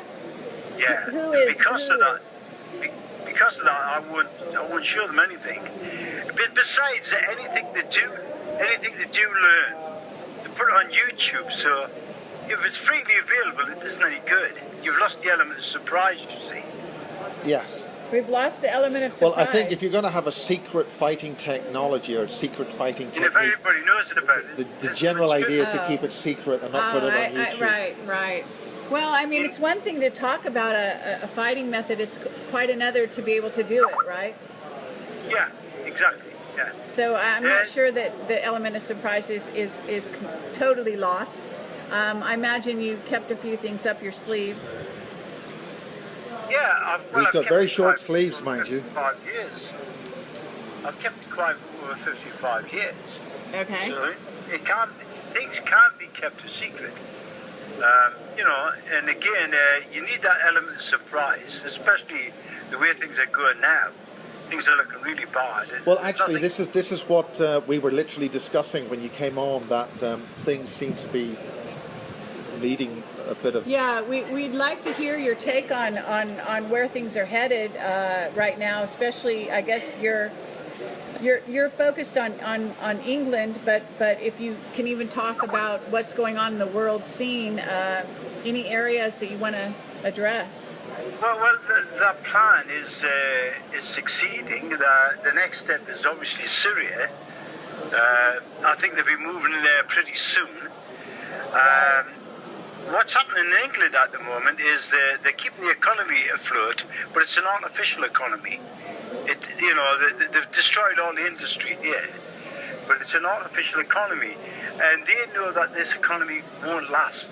They can't keep pouring money into something that's not creating money, and they are hoping that a war will break out in the Middle East, because if it does, it means the Straits of Hormuz will close and all our supplies will be cut off.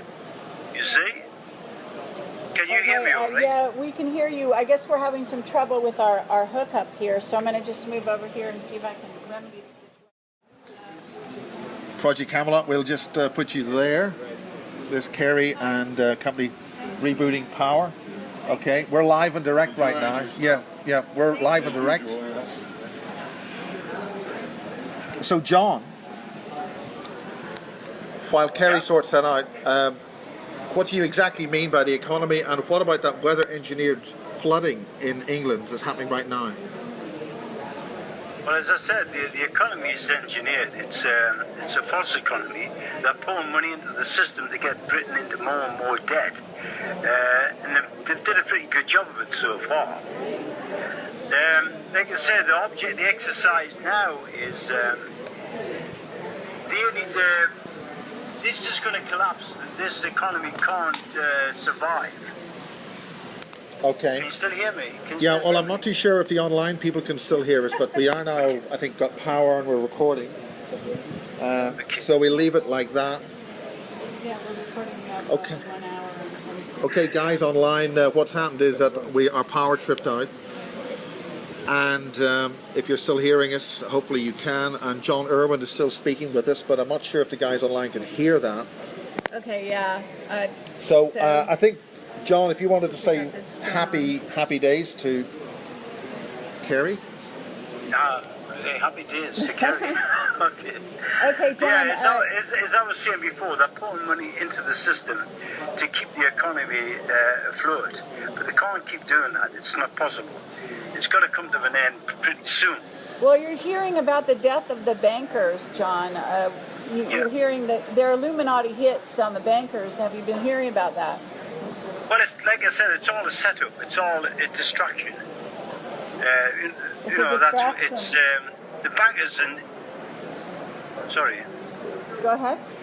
As I said, this economy, they can't keep the economy afloat like this forever. So they're hoping something will take place in the Middle East. If they close the Straits of Hormuz, all of our supplies will stop coming here. The economy will then start to collapse, and they'll blame the war in the Middle East. That's what they'll do. That's their plan. Okay. Have you got a timeline in mind? No, I haven't. I think, judging by what I've seen so far, I think it's going to be sometime in the middle of the the end of this year. Okay. Like I said, there's some people are saying that they thought that war with Syria was not going to happen. You're saying that you think it is. I happen to agree with you. I think they are working in that direction. Well, it will happen. It will happen. See, they've got to take Syria out because Syria is at the back door, so to speak. That's why they took Iraq. It split the two countries up from, they had to get between Iran and Syria. So they had to take Iraq first. The next step is to take Syria, then they can take Iran. Without having any problems from behind, you see. Okay, well, John, I've heard that in Syria there is some kind of underground base or a technology, some special installation. I don't know what it is exactly.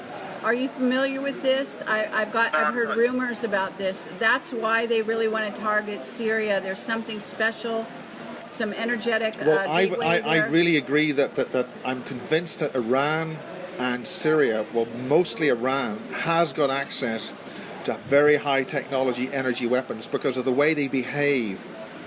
I think the Iranian nuclear stuff is a front, but I do feel that the Iranians, possibly through the back door from Russia, has got access to some kind of high power energetic weapons, which is possibly why there's a bowling ball effect of storms hitting the southern part of England at the moment. I don't know how you feel about that. Well, like I say, I do know. I'm not aware of that. I haven't come across any information regarding that. I just know that it's a military strategic position they're in now. And to accomplish the attack on Iran, they must take out Syria first. It's as simple as that, I think. Well, I recently saw a film at Sundance Film Festival here in America that it was basically a propaganda film to get the U.S. and England involved in Syria. Yeah, it'll be the same procedure of how they went into Iraq. It's a repeat. It's a repeat. That sort of a... Well, certainly what's happening right now is that in Salisbury Plain there has been a very, very heavy concentration of gun practice, tank and artillery weapons firing going on almost till 10 o'clock at night for quite a while now. And I think it's a little... It's going on up here as well. It's going on up the west end of Newcastle. In the training areas up there. We've also got foreign troops up here as well. Very interesting. Do you know the television producer of Roswell, the movie Roswell? No, I don't. Well, he's right over there. I'm wondering. Well, why don't we get him? Trying to get him to come over here for a minute. But okay. His name is Paul. I don't remember his last name. We're talking about the TV producer, but we'll see if we get him online. I'm going to run over there. So if Kerry want to go there, John, is there anything further that you want to say to Project Camelot and the online audience here, Revolution Radio, if they're still with us, about what you have with the Sean Stone film, and anything you want to say on that right now? Well, at the moment, Sean's writing the script in regards to making this film. I've only spoken to him once since he was last here. Okay.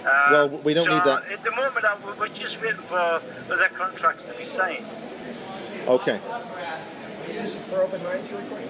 It's not for them, no. This is, We're our own, I have a radio This is show, Project Camelot? Radio. We've got, This guy I know. Yeah. He is so disreputable. How can you associate with him? yeah, he's a wild Irishman. Yes. We've got another one, John Urwin. I don't know if you He's know from who he England. is. Okay, we're joined. We'll let you see who else we're joined with.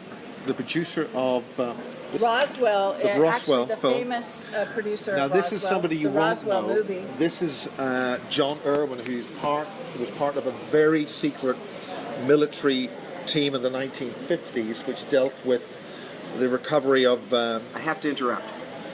I'm not going to complain about my hair. I'm going to complain about that there's too much illumination behind me, so I'm completely in silhouette. You're a If real I move, producer, if aren't I you? move we can hardly like see you now 6, because the 8 light feet, has changed. look, let Good. me move That's over. a lot better. Okay. Come on over like this. We'll get my wasp-infested juice out of the Sorry, way. we can't. We're dealing with Hollywood here. Hi, John. Is everyone comfortable? John Urwin was involved with the team. Well, why didn't you say, John, what you were involved with in 1957-59? Well, I was involved. I was with a group of people called the 16. It was a group of special forces. This was in the late 50s. In 1958, I was out in the Middle East in Cyprus. I was chosen by these people. I went through a program called the One Step Beyond, a fear elimination program. John, from there, were you in the movie that? Yeah, without going to. I'm sorry, Miles, you made a film. Was he in that film? Yeah, he I would've- saw that film. Okay. I right, saw so your you film. know. I heard all your interviewed- testimony about that. He's Yeah. written a Oh, book that's called good. The 16. Yeah. And it's they were involved in special operations for the British. We showed well, we not- showed not the film for the British. at the. Well, He was. Okay. I think the important thing is, John, you were in the British Army, but you were not fighting for the British. That's correct. Yeah. Very important. Very, very secret group of individuals that were very specially trained. In Okay. fact, isn't that with ET, kind of You've ET got fighting know. technology? John? Well, I was unaware of that at the time. The people that were training me were, say, out of this world, if you like. They were, at the time, I was only 18 years old. I had no idea who I was actually training with, to be quite honest. And I had no idea how skillful they really were. I had nothing to compare it with. It was after I actually came out of the army, I realized that the group I was with were specialized people in the world, you know. I've never seen it anywhere else. Even our special forces in England, the SCS, have been after my skills. So at the time, I didn't realize how clever these people were. Okay. Okay. Well, So, Paul. but at this point, John, we're going to have to let you go. We want to give Paul a Okay. little bit of time here on this broadcast. We're winding down, actually. But Okay. thank you so much for coming and joining us. It's great to see you. It's great to be talking to you again. All right, and I'd love to Yeah. have you back on my show real soon, Yeah, you- all right? And maybe You do that. John Lear can write the forward to the re-release of your new book, which will have color Yeah. artwork in it, which will be out of this world. Is that right, John? Yeah, it would be great, that, yeah. Like I say, wait till the film gets going and then we'll have something to talk about. Yeah. Okay, Okay. very good. Thank Good. you so Yeah. much. Thank you. Take care. Thank you, John Urwin from Newcastle, up north in England. Take care. Bye-bye. Okay, Okay. well, we've got Paul. Paul, what's your last name? God. Paul Davids. Davids. David. Okay. David with an S. Okay, yes. And it's been a while, since I've seen Find you, me years. at Paul Davids and then a hyphen Yeah? artist.com. Okay, Because good. I've moved from making films about UFOs to being a fine artist with a major installation now in the Ritz-Carlton in Laguna Beach. Oh, wow, that's awesome. They've taken 13 works I co-created with Russell Metzger, and it just opened last Saturday. Going to be there for a few months. Anybody can go. You don't have to. Awesome. You don't have to be, official guest of the resort. You can go for lunch or have a drink and see these works up to 8 feet wide. One of the most spectacular is called 65 Million Years Ago, which is our image of the comet that destroyed the dinosaurs, the extinction event, just a split second before impact. Wonderful. It's a beautiful, beautiful piece in the Ritz. Well, I know you were a gifted artist way back when, even before you became a filmmaker, isn't that right? Yes, I've been spending a lot of time on that because I think it's a lasting and an enduring, contribution. I've made now, I think it's around 10 films. 10 films. 10 films? Yeah. Most of them I wrote, produced, and directed. Roswell I was executive producer and I co-wrote. Okay. First one I was just a writer on. It was called She Dances Alone. It had Bud Cort in it, who was famous for Harold, being Harold of Harold and Maude. Yes. And then came Roswell, and then Starry Night, and the Sci-Fi Boys was popular all around the world. Jesus in India. The latest one is the Life After Death Project. It was on Sci-Fi Channel last spring, and now there's a 2 DVD set. Great. So, let's turn the camera a bit and let's look at Paul for a minute. Can you turn my it's just, that's on you now, okay. I know, but this is live over the internet, fine. so they won't get that one until. Fine, So want to make sure that people see you when you're talking. But Paul, isn't it true that you were really working sort of as an independent producer in Hollywood for many, many years? Yes. I got my start in Los Angeles very much in the mainstream. I worked for a very famous agent for 5 years to start out, named Paul Kohner. Represented Charles Bronson, John Huston, William Wyler, Ingmar Bergman even was part of the agency. And then I worked for F. Lee Bailey on the show Lie Detector. Good training as a segment producer. And then it was the Transformers show over at Marvel Productions. Stan Lee was at Marvel, the animation team then, and I was production coordinator. 79 half-hour episodes of the Transformers. Incredible. Yeah. From then, writing Star Wars books for Lucasfilm, wrote 6 of those. Did you? I never knew that. They were published all around the world, many languages, sold millions of copies, and you can still find them. Like, it begins with the glove of Darth Vader, in the Lost City of the Jedi, Zorba the Hutt's Revenge, Mission from Mount Yoda, Queen of the Empire, and Prophets of the Dark Side. And around when those books started coming out, in the early 1990s, director Jeremy Kagan and I finally got Roswell, the movie, off the ground for Showtime. It was a big effort, but it was so successful, I think ultimately important, in getting the message of what happened at Roswell out across the whole world. Yes, absolutely. Very, very well thought of movie. Maybe might do the same for John Urwin. That's the message he's getting out, but who knows? Yeah, I mean, I hope you're not going to set aside your skills as a producer, and I'm not sure you consider yourself a director, but I've directed a lot of these films. Oh, yeah? Okay. Yeah. Starry Night was a story with actors that I wrote. Before We Say Goodbye, actually all Hispanic cast, based on a stage play. And then a lot of documentaries. Okay. The Sci-Fi Boys, The Artist and the Shaman. Timothy Leary's Dead. Really? I did the biopic of Timothy Leary with him the year that he died. Wow. Oh. And it showed at lots of major festivals, including Toronto, Venice. So, I'm focusing on the fine arts right now. If the right project comes together.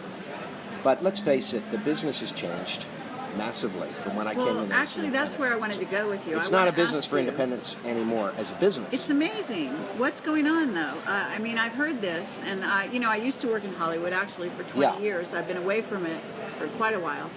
I always toy with the idea of going back, but what I'm hearing right now about what's happening with independence is it's just not, it's almost impossible to get any. It's game over, checkmate, and it's because the business has changed. Now, I will say, because everyone has access to technology to make their own film now, right, and for very low budgets, that people who have a motivation to do it and don't care about making a profit, can make their own movie and have it seen by lots of people, with YouTube. Right.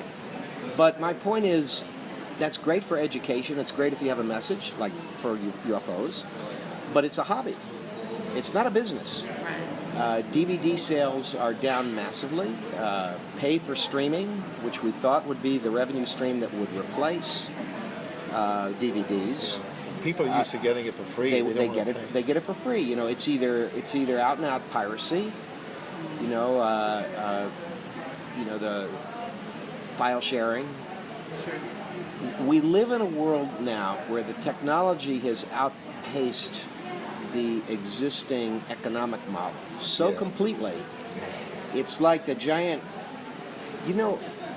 Ross Perot used to talk about, when he ran for president, the giant sucking sound of all the jobs going outside the United States. Here the giant sucking sound is, it's Google, it's YouTube.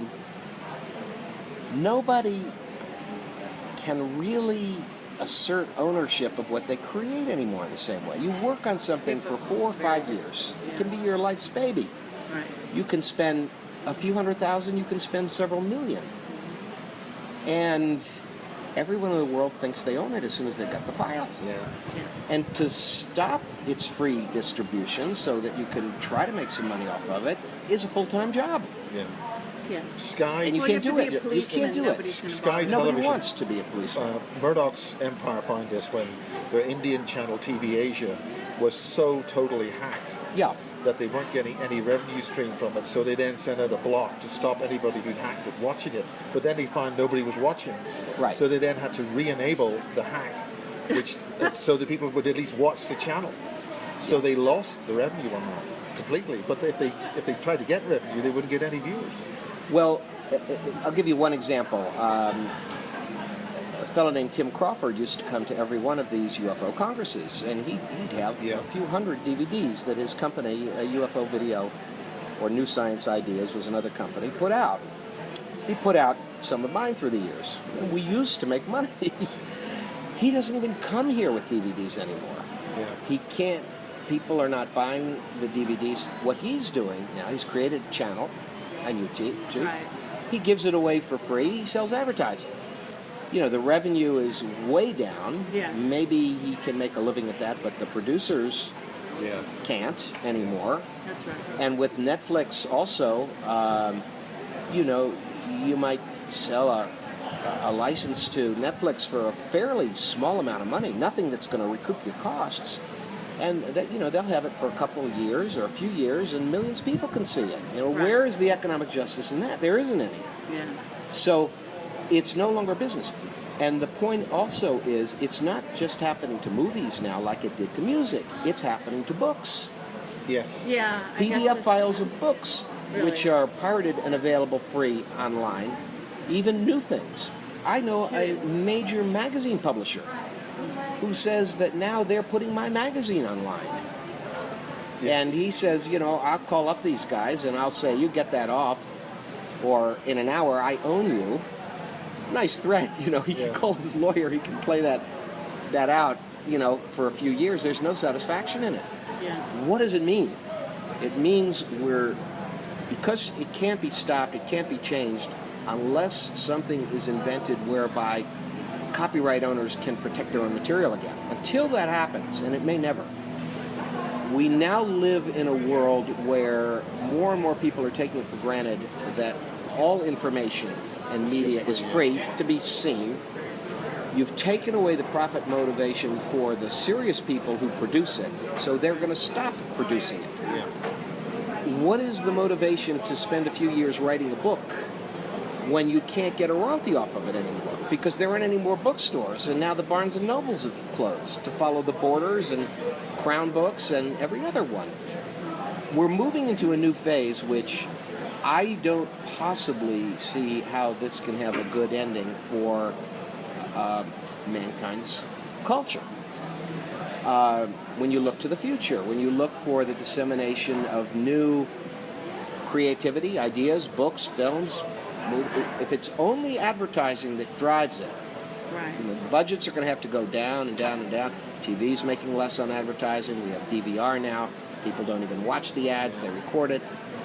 We don't have a business model for it anymore. So, look, one thing it does mean is, since there's such a massive amount of culture from the last 100 years, books that many are now in public domain, from the classics or old TV shows, novels, things that never would be out there anymore, people can get there now. Yes, well, it's interesting that the deputy head of Murdoch's empire, a guy called Gary Davey, who I was speaking to last week, has actually saying that the whole multi-channel TV model, the whole pay-per-view model has come back full circle. Crashing down. No, come back full circle. Oh, full circle back. How? So that's the deputy head of Murdoch's empire, which created the multi-channel digital stuff. For him to say that, I think it's very important. But what does he mean? What does he mean? Well, when he says I think that? it means that I think they need, in order to have any value or to have anybody wanting to see and wanted to pirate and wanted to copy, they've got to go back to that primary impetus that there has to be the premier publishing model, where there's a need. In other words, if a major movie's got no different to some guy's YouTube thing that they make in a backyard, it has no currency for anybody to want to watch it.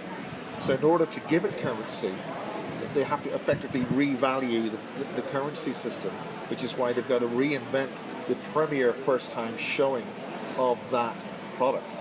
Right. Well, that So everything I think that's on the premiere is what you're saying. Yeah, yes, that's what I then feel. it used to be, the opening weekend told the whole story. Now you're telling me the first showing. So Well, no. In other words, that opening weekend, that place where it is the place, it goes like cinema. Everybody said cinema's dead, but it's not. but it's not. That's the So- one. That's the one place where you've still got traction. I mean, when you look at the revenues of the big studios, I think Universal last year was like an all-time high Yeah. for the. I mean, so people ask yourself why. People can watch a movie on that and they'll enjoy it, but they still want to go to the big screen. There is And still there's currency. That's what a currency There's a huge audience still for the big movie, particularly the franchise, the characters that people know, whether they're the superheroes or whether they're the literary characters people know about from The Lord of the Rings or The Hobbit to Harry Potter. And I think sci-fi is still a huge market, even new sci-fi. Yes, but here's the comparison. Football's a good comparison. How many people are going to watch the football game on TV? But do you think one person who gets into that stadium with a ticket would trade his ticket to watch it on TV? They won't. Exactly. And so you still have this great experience of seeing something on a huge screen. 3D is exciting. 3D IMAX. So you still have that market, but all of the secondary markets from then on have been clobbered. Yeah, in the same way that ocean liners, who on earth would ever think that with the invention of the jet that people would still want to get into a ship, big slow ship, if they want to eat. If they want to eat, But the point is, I think Or new relax. markets equalize and they change and they have to adapt. Yeah. I think. But for me, I don't see it as a two-edged sword. I see it as a one-edged sword, and it's like being in a business where your head is chopped off, frankly. Yeah. I don't see anything redeeming for the independent producer. I've been an independent producer making films for the last 12, 13, 14 years. 5 of them distributed to Universal Television, NBC, so they got out there around the world, and that's what kept me in business, frankly. It wasn't DVD sales. Yeah. It wasn't streaming. It was just a television. But as those opportunities recede for the smaller movies, I think something is going to be lost. Now, I don't know whether the larger market of viewers out there is really going to care or even notice if they don't get movies like Jesus in India and Timothy Leary's Dead and the Life After Death Project Well, anymore. I don't know. I mean, I think at this moment, what we're also seeing is TV sort of channels that are starting to buy up all of these things and Yeah. then have a subscription model to where a person has to subscribe. I subscribe to Hulu Plus Right. and Netflix, Right. okay? Because I can get access to all the different movies I want to get access Right. to, or TV shows, right when they're out. But the But I think- supply, the but supply, but the people at our end, the creatives, Yeah. are the ones that are going to suffer the most. getting and already clobbered, are. just getting put out of business in droves. Yeah. And so, I mean, there's a It- food it's chain a here. huge You have to look down the Yeah. chain. Yeah. That it's not just that the producer's being put out of business, but everybody who relies on that producer for work. It's like when you have a strike in Hollywood. We've all experienced, you know, the long writer's strike, Yes. where the hotels are getting clobbered, and the restaurants, and everybody who works in the industry. Did we just lose? We just Yeah. lost one of our channels here. How are we doing over here? Okay. Have we lost the connection? Do we have a Okay. picture? Are you Okay, seeing they've- yourself they've- on I the don't see screen? anything here. Okay, we've run out of time on that. Okay. Okay, are we still I, online here? I want to say I want to hear the.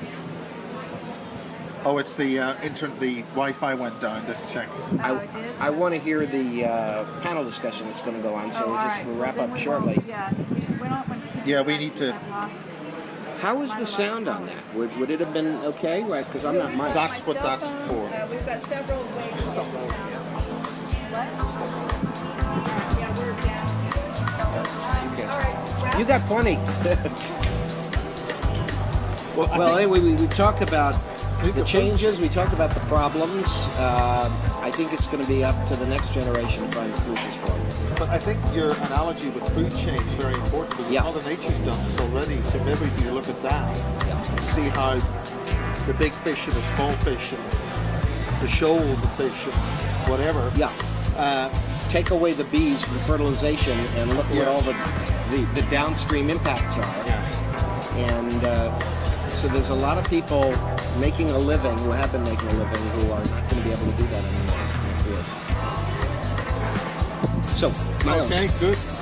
Good. Good chat. Well, that's Project Camelot. We're rerunning later. I want to thank everyone very much. We actually had to shut this down here. I want to thank Paul very much for coming online here. thank you, enjoyed. And we will encourage people to come out and see your paintings and hope that you maybe get a chance to make another movie or two. Yeah, and I'm at Paul Davids, then a hyphen, artist.com. Excellent. It's David with an S. All right. Thank you very much, Paul. Thank you. Okay, thank you so much for having us, for making it possible to broadcast on your channel over there. We've got a copy over here. We've got a copy on live stream. We'll put it on YouTube. We've had some very interesting discussions. I want to thank Miles Johnston for coming on the show. Yes, Kerry, it's And- been and an all the- absolute all the- pleasure to see Excellent. you and to be part of what you're doing. Thank you. And this has been a tremendous positive impulse. And maybe all get ourselves together to work this problem on. Absolutely. Onward and upward. We've got a lot of brilliant minds out there, a lot of energetic people, and a lot of new energy coming from the youth. So let's think positively and figure that we can turn this whole thing around. And thanks to John Urwin for butting in just on schedule. On cue. On cue. All right, all right. Good night, everybody, and thank you. Thank you so much.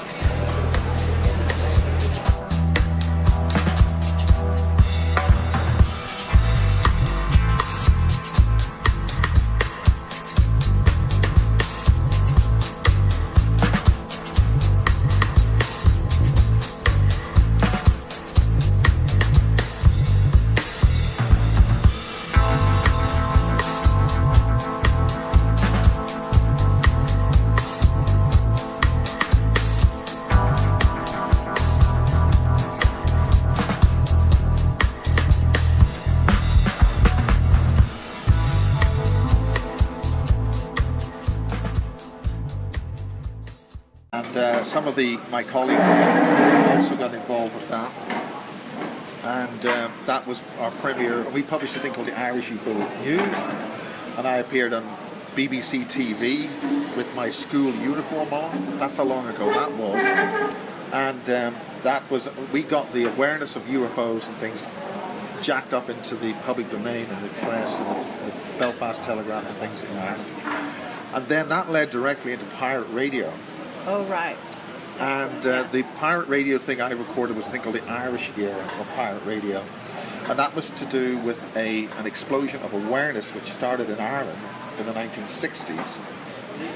Now, what happened in Belfast was, much to my surprise, there was a massive explosion of awareness and positive thinking and cooperation between all the various cultures, all happening in the 1960s.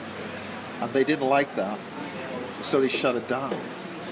And recent information about that is that some of the major players in that game were actually instituted by the controlling elite, and much of what happened in that environment was completely not what it seemed to be.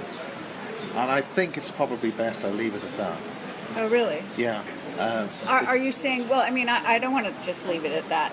If you don't mind, I just want to go down that road a tiny bit. That's my get out, you see, because everything that happens after this is not my fault.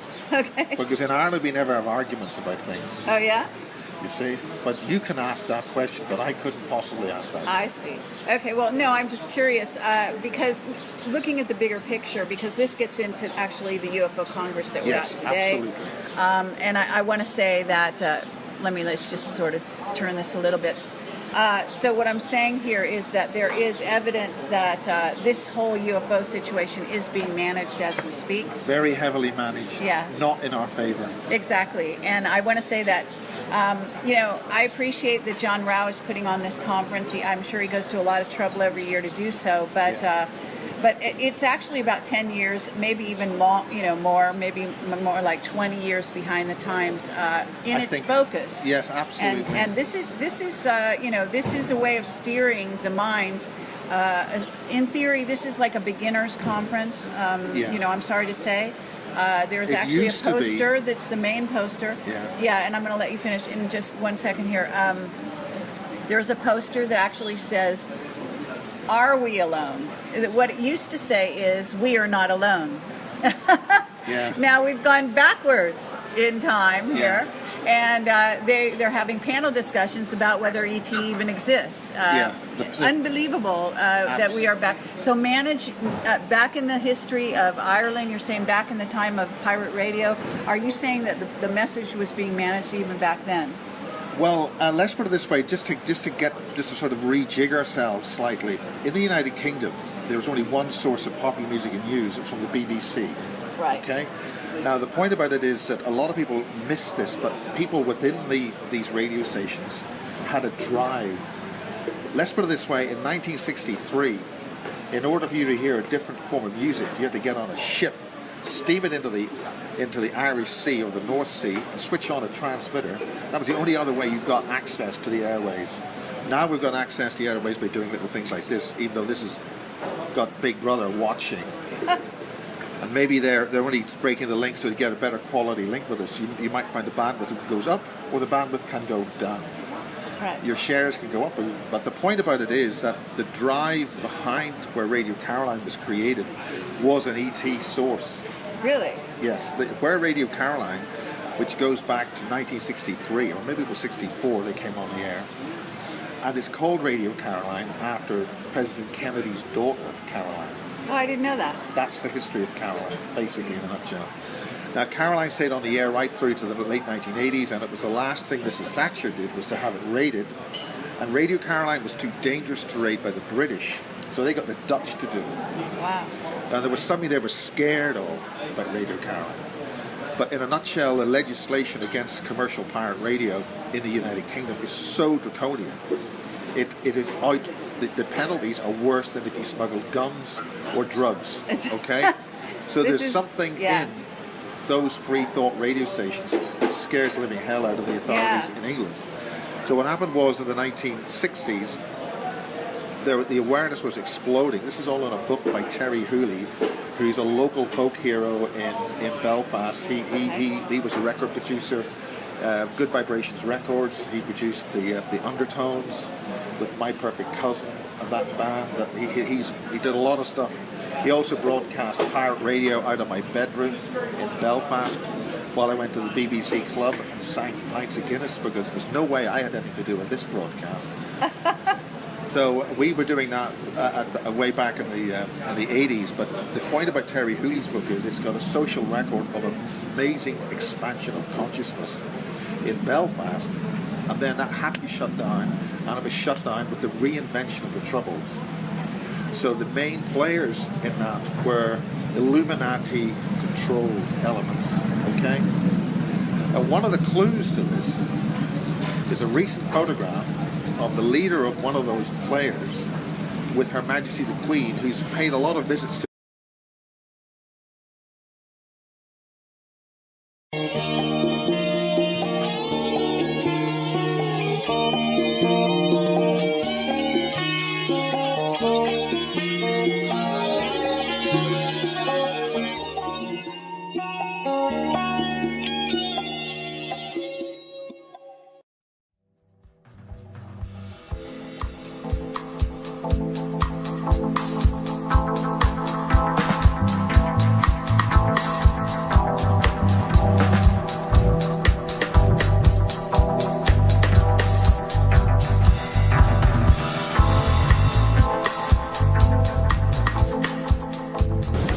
Hi, I'm KERRY Cassidy from Project Camelot, and I'm here with Miles Johnston.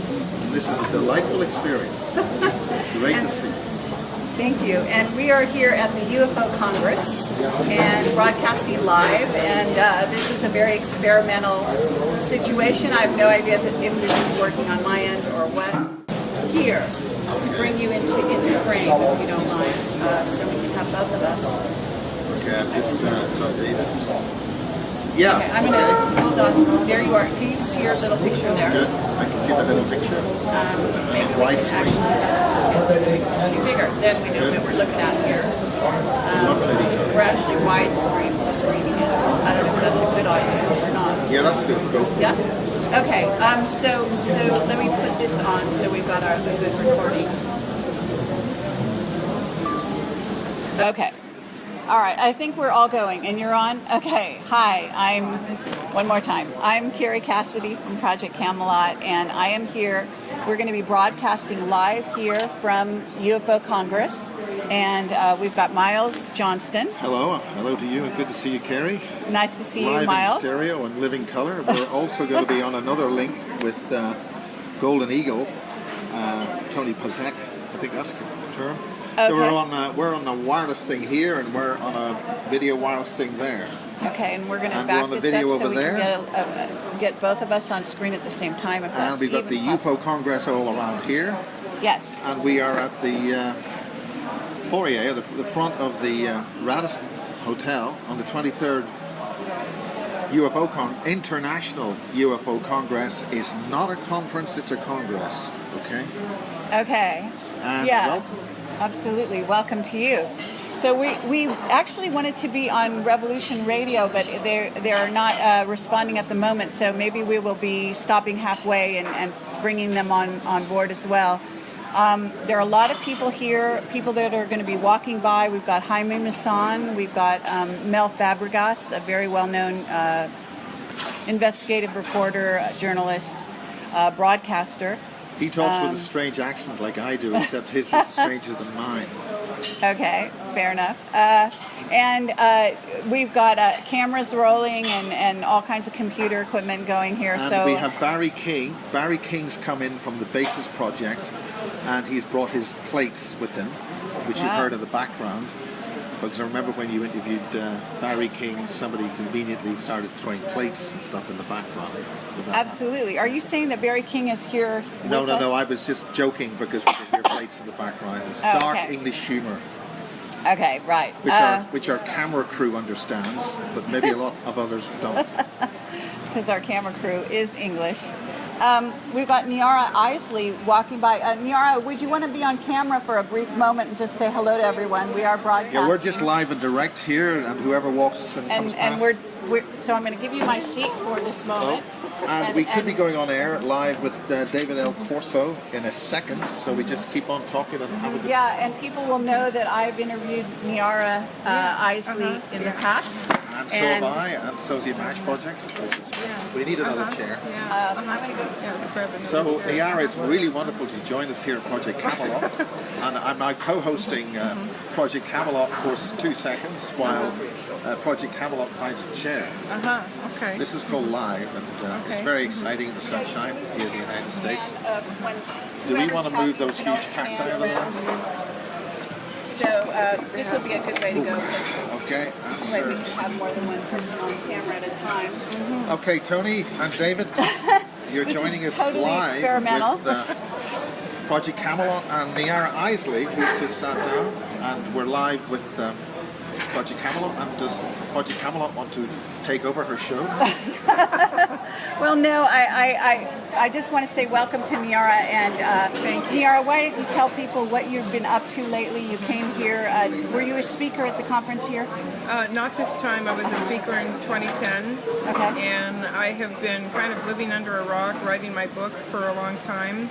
It's finally done, Facing the Shadow, Embracing the Light, Journey of Spirit Retrieval and Awakening.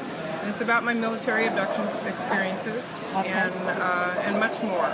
Because I couldn't really give people the horror of those experiences without also giving them the healing process and the fulfillment. Because today I wouldn't trade a thing about my experiences or what I've been through, because I'm so awake and so alive. Okay. I love it. Okay, Niara, that's fantastic. Yeah. Because we're now going to try and simulate link with Tony and David. Can we hear anything from you guys? Absolutely loud and clear. Okay, we'll just keep talking and you just join us whenever you can. Is that right? Yeah, I don't think we're broadcasting live quite yet. Broadcasting live. Spirit Radio. So we're on the air with you guys. Is that right? Yes, you are.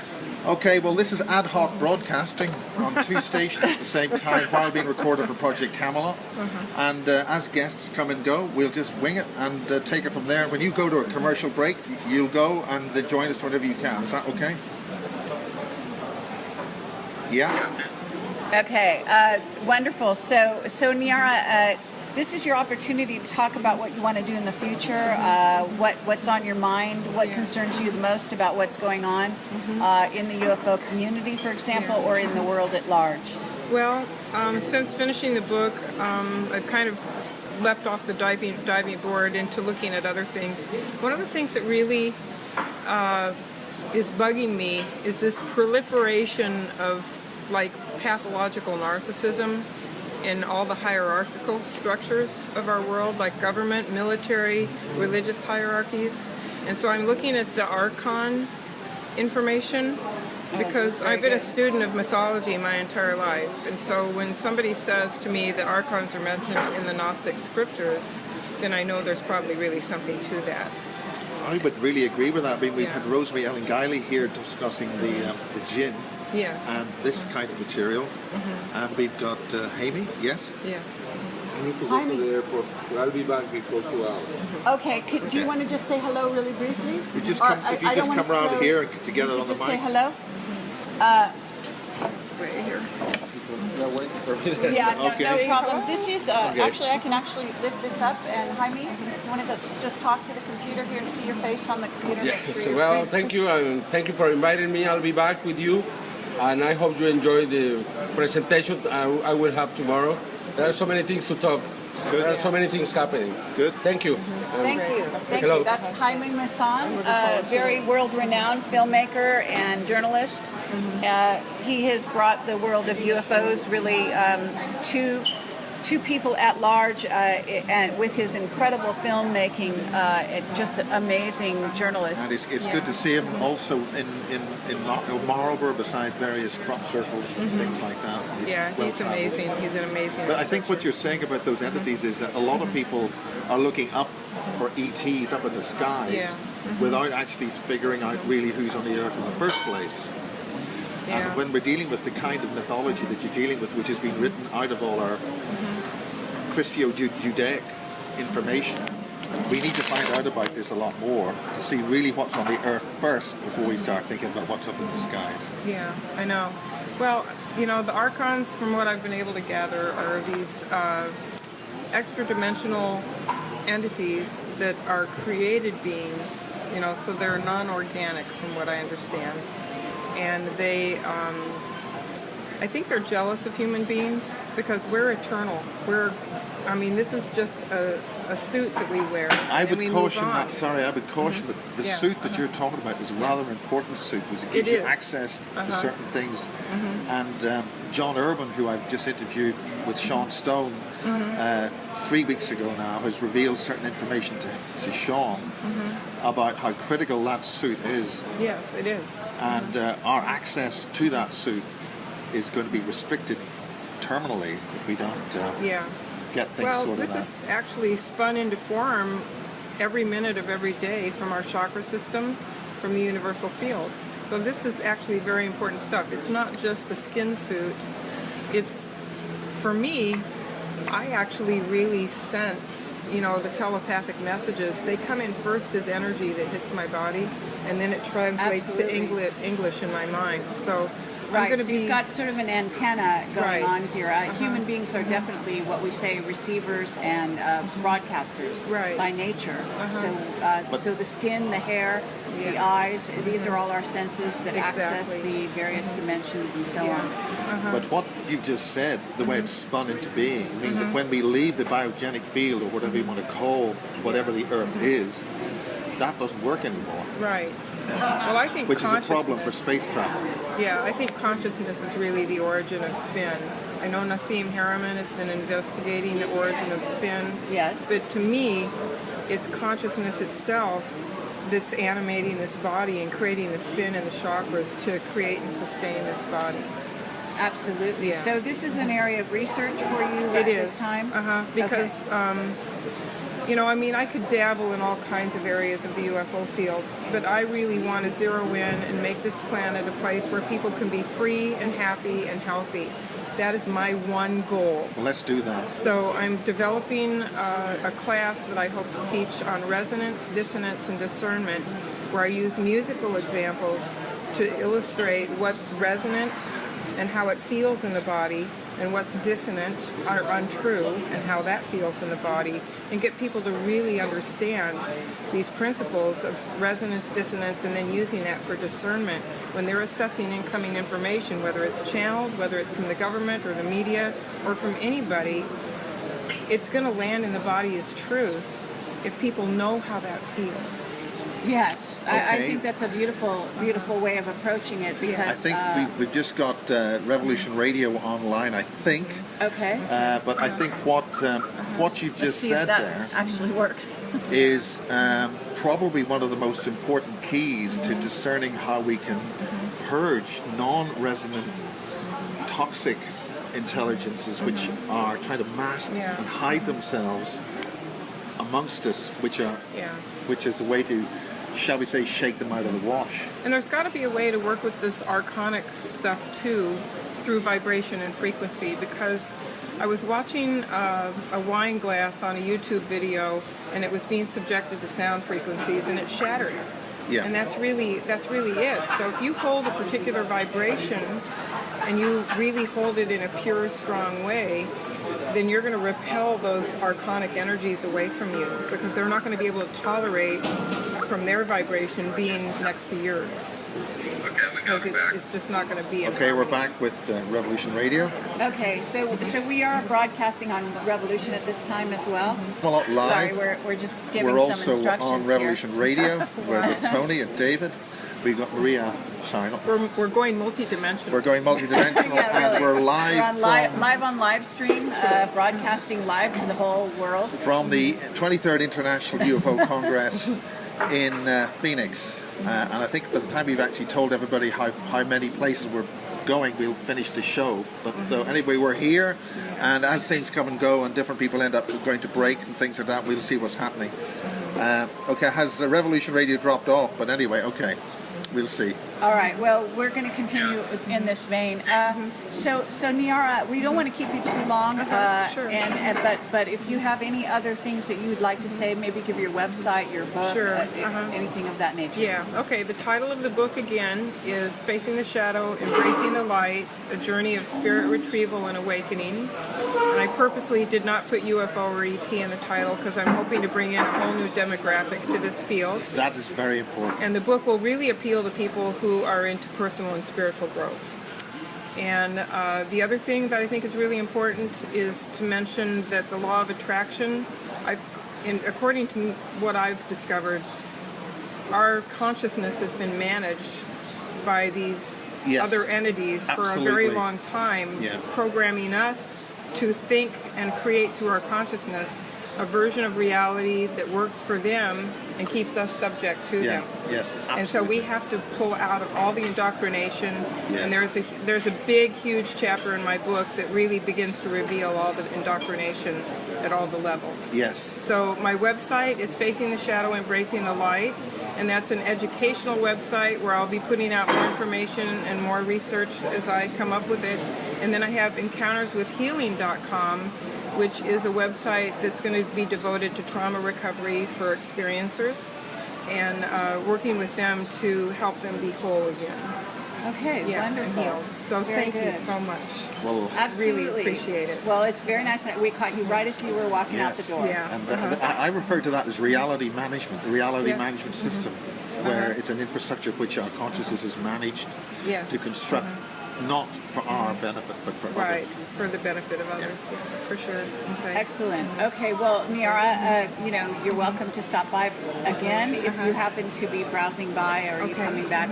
I don't know what your schedule is like. And now, you're not speaking here this time, but you're hoping. Are you speaking at any upcoming conferences? I am. I'm going to be speaking on February 19th, just a few days from here in Orange County, MUFON in Southern California. So I'll be speaking there, and that'll be good. And I have more things coming up, Yeah, well, certainly MUFON's had a heavy presence here at the UFO Congress. Yeah. All right. Well, thank you very much. Thank you. Thank you, Thank you Niara. so much. All right. And as we shuffle our chairs around here, this is live, and this is switching the camera around. And here's Miles. yeah, well, I think what we just had there was a brilliant example of how somebody who's been tortured, abused at behalf of the military complex at Area 52 or wherever, who's gone through trauma, who's gone through hell, and she's found the light, worked her way through it, and she's producing some of the most magnificent, important solutions to this problem. Because certainly something I'm very aware of is that we can scare everybody by producing all these scare stories about aliens underneath or wherever, but not giving them a solution is not a good idea. But that's an example of somebody who's worked out a solution to the problem. Absolutely. Well, Miles, we haven't had a chance to introduce you to the audience here, and you may be well known in certain circles, but I want to make sure that here on live stream, for one thing, and Revolution, if they've joined us, as well as for my broadcast that may go on to YouTube after this, that we introduce who you are and a little bit about your background. Right. Well, I'm the founding member of the Irish UFO Research Centre, and that was in the last century, which was in the 1970s, and that we operated with the first UFO research group in Ireland, and Ireland recently. Yes. Now the clue to this is how good those two players really get on with each other. I mean, really get on with each other. And my suspicions were aroused that those two know each other rather too well. Now, the point about this is, if they were as they said they were, there's no way that whoever took that photograph, it's on the front page of the local papers, was revealing a rather serious secret, that the main players in the Republican movements in the Republic of Ireland were in fact being run by the Illuminati. Wow, yes. Okay, now I don't want to use the term British, because that triggers too many people. But people have got to realize in Ireland that they have been well played for a long time. And a colleague of mine called Andrew Power, wrote a book called Ireland, Land of the Pharaohs, and he discusses the whole matrix reality of all this.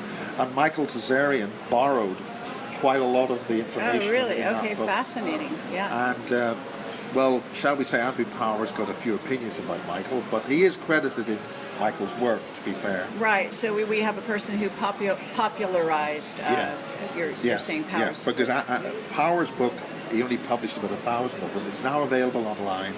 But the crucial link is made between the emergence of civilization after the last catastrophe from what the islands off the coast of Europe, which at that time were not, I mean, Ireland was still together at that time, but without going into the dark, deep history. Right. The point is that we were re-civilized from the West and from Egypt.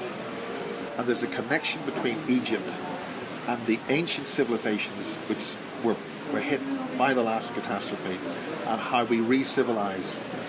And that's why the so-called genetic connections with Ireland, or the so-called Irish, because the Irish refers to the Aryans, those who had the higher knowledge, not blue-eyed blonde things. That's a corruption of our recent history in the last century. But that's why the Irish situation had to be clamped down and the consciousness not allowed to emerge. So when they started to reawaken in the 1960s, that had to be hit hard. But what happened in the South was those pirate stations emerged, there was a huge emergence of consciousness. That's right. And effectively the church, the so-called church, or the mind control of so-called religion from the Roman Empire, which is still running today, was given a big kick in the ass in the recently. So that's what the pirate stations were about, and that's what my history is, and that's why I'm called Megawatts, because I put on 1.2 million watts of unlicensed power on the Irish border into Belfast. Okay. And was let play with that toy. And then we did it again with Energy 106, and my colleague right through to 2005, and my colleague was then abducted 4 times, and that's when the scuttlers came in. The scuttlers are intelligent hyperspatial devices which were in the transmitters. And spinning right forward to the present day, my involvement with the People's Voice, David Icke's TV station, some of the people in there who were computer network specialists were aware of scuttlers. Oh, really? So they're aware of them in the domain of intelligence and thought information. Okay, well, we need to talk. We need to define that's scuttlers. a long string of stuff Yes. I put together. Yes, but we need to define scuttlers so that people understand what you're talking about. I have actually seen these as well. Yeah. And in a sense, I would call it the spiders that run the matrix. They run along the essentially, walls of the they're like matrix. big spiders about the size of my hand. And in case you can only see this on wireless. But they're electronic spiders or something, electromagnetic or...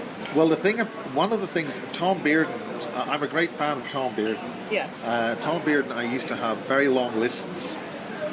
You would have a couple of words at the start of the conversation and a couple of words at the end of the conversation, and maybe about 40 minutes in between. But Tom is a great, he explains how the basic mathematics, the basic science behind what we call electromagnetic phenomena, the science, the physics of what we used in the 1800s and the 1900s and the 2000s. There's a big chunk of that science missing from the textbooks, and that science allows you to directly engineer reality and directly engineer in the, shall we call it, the hyperspatial domain. Okay.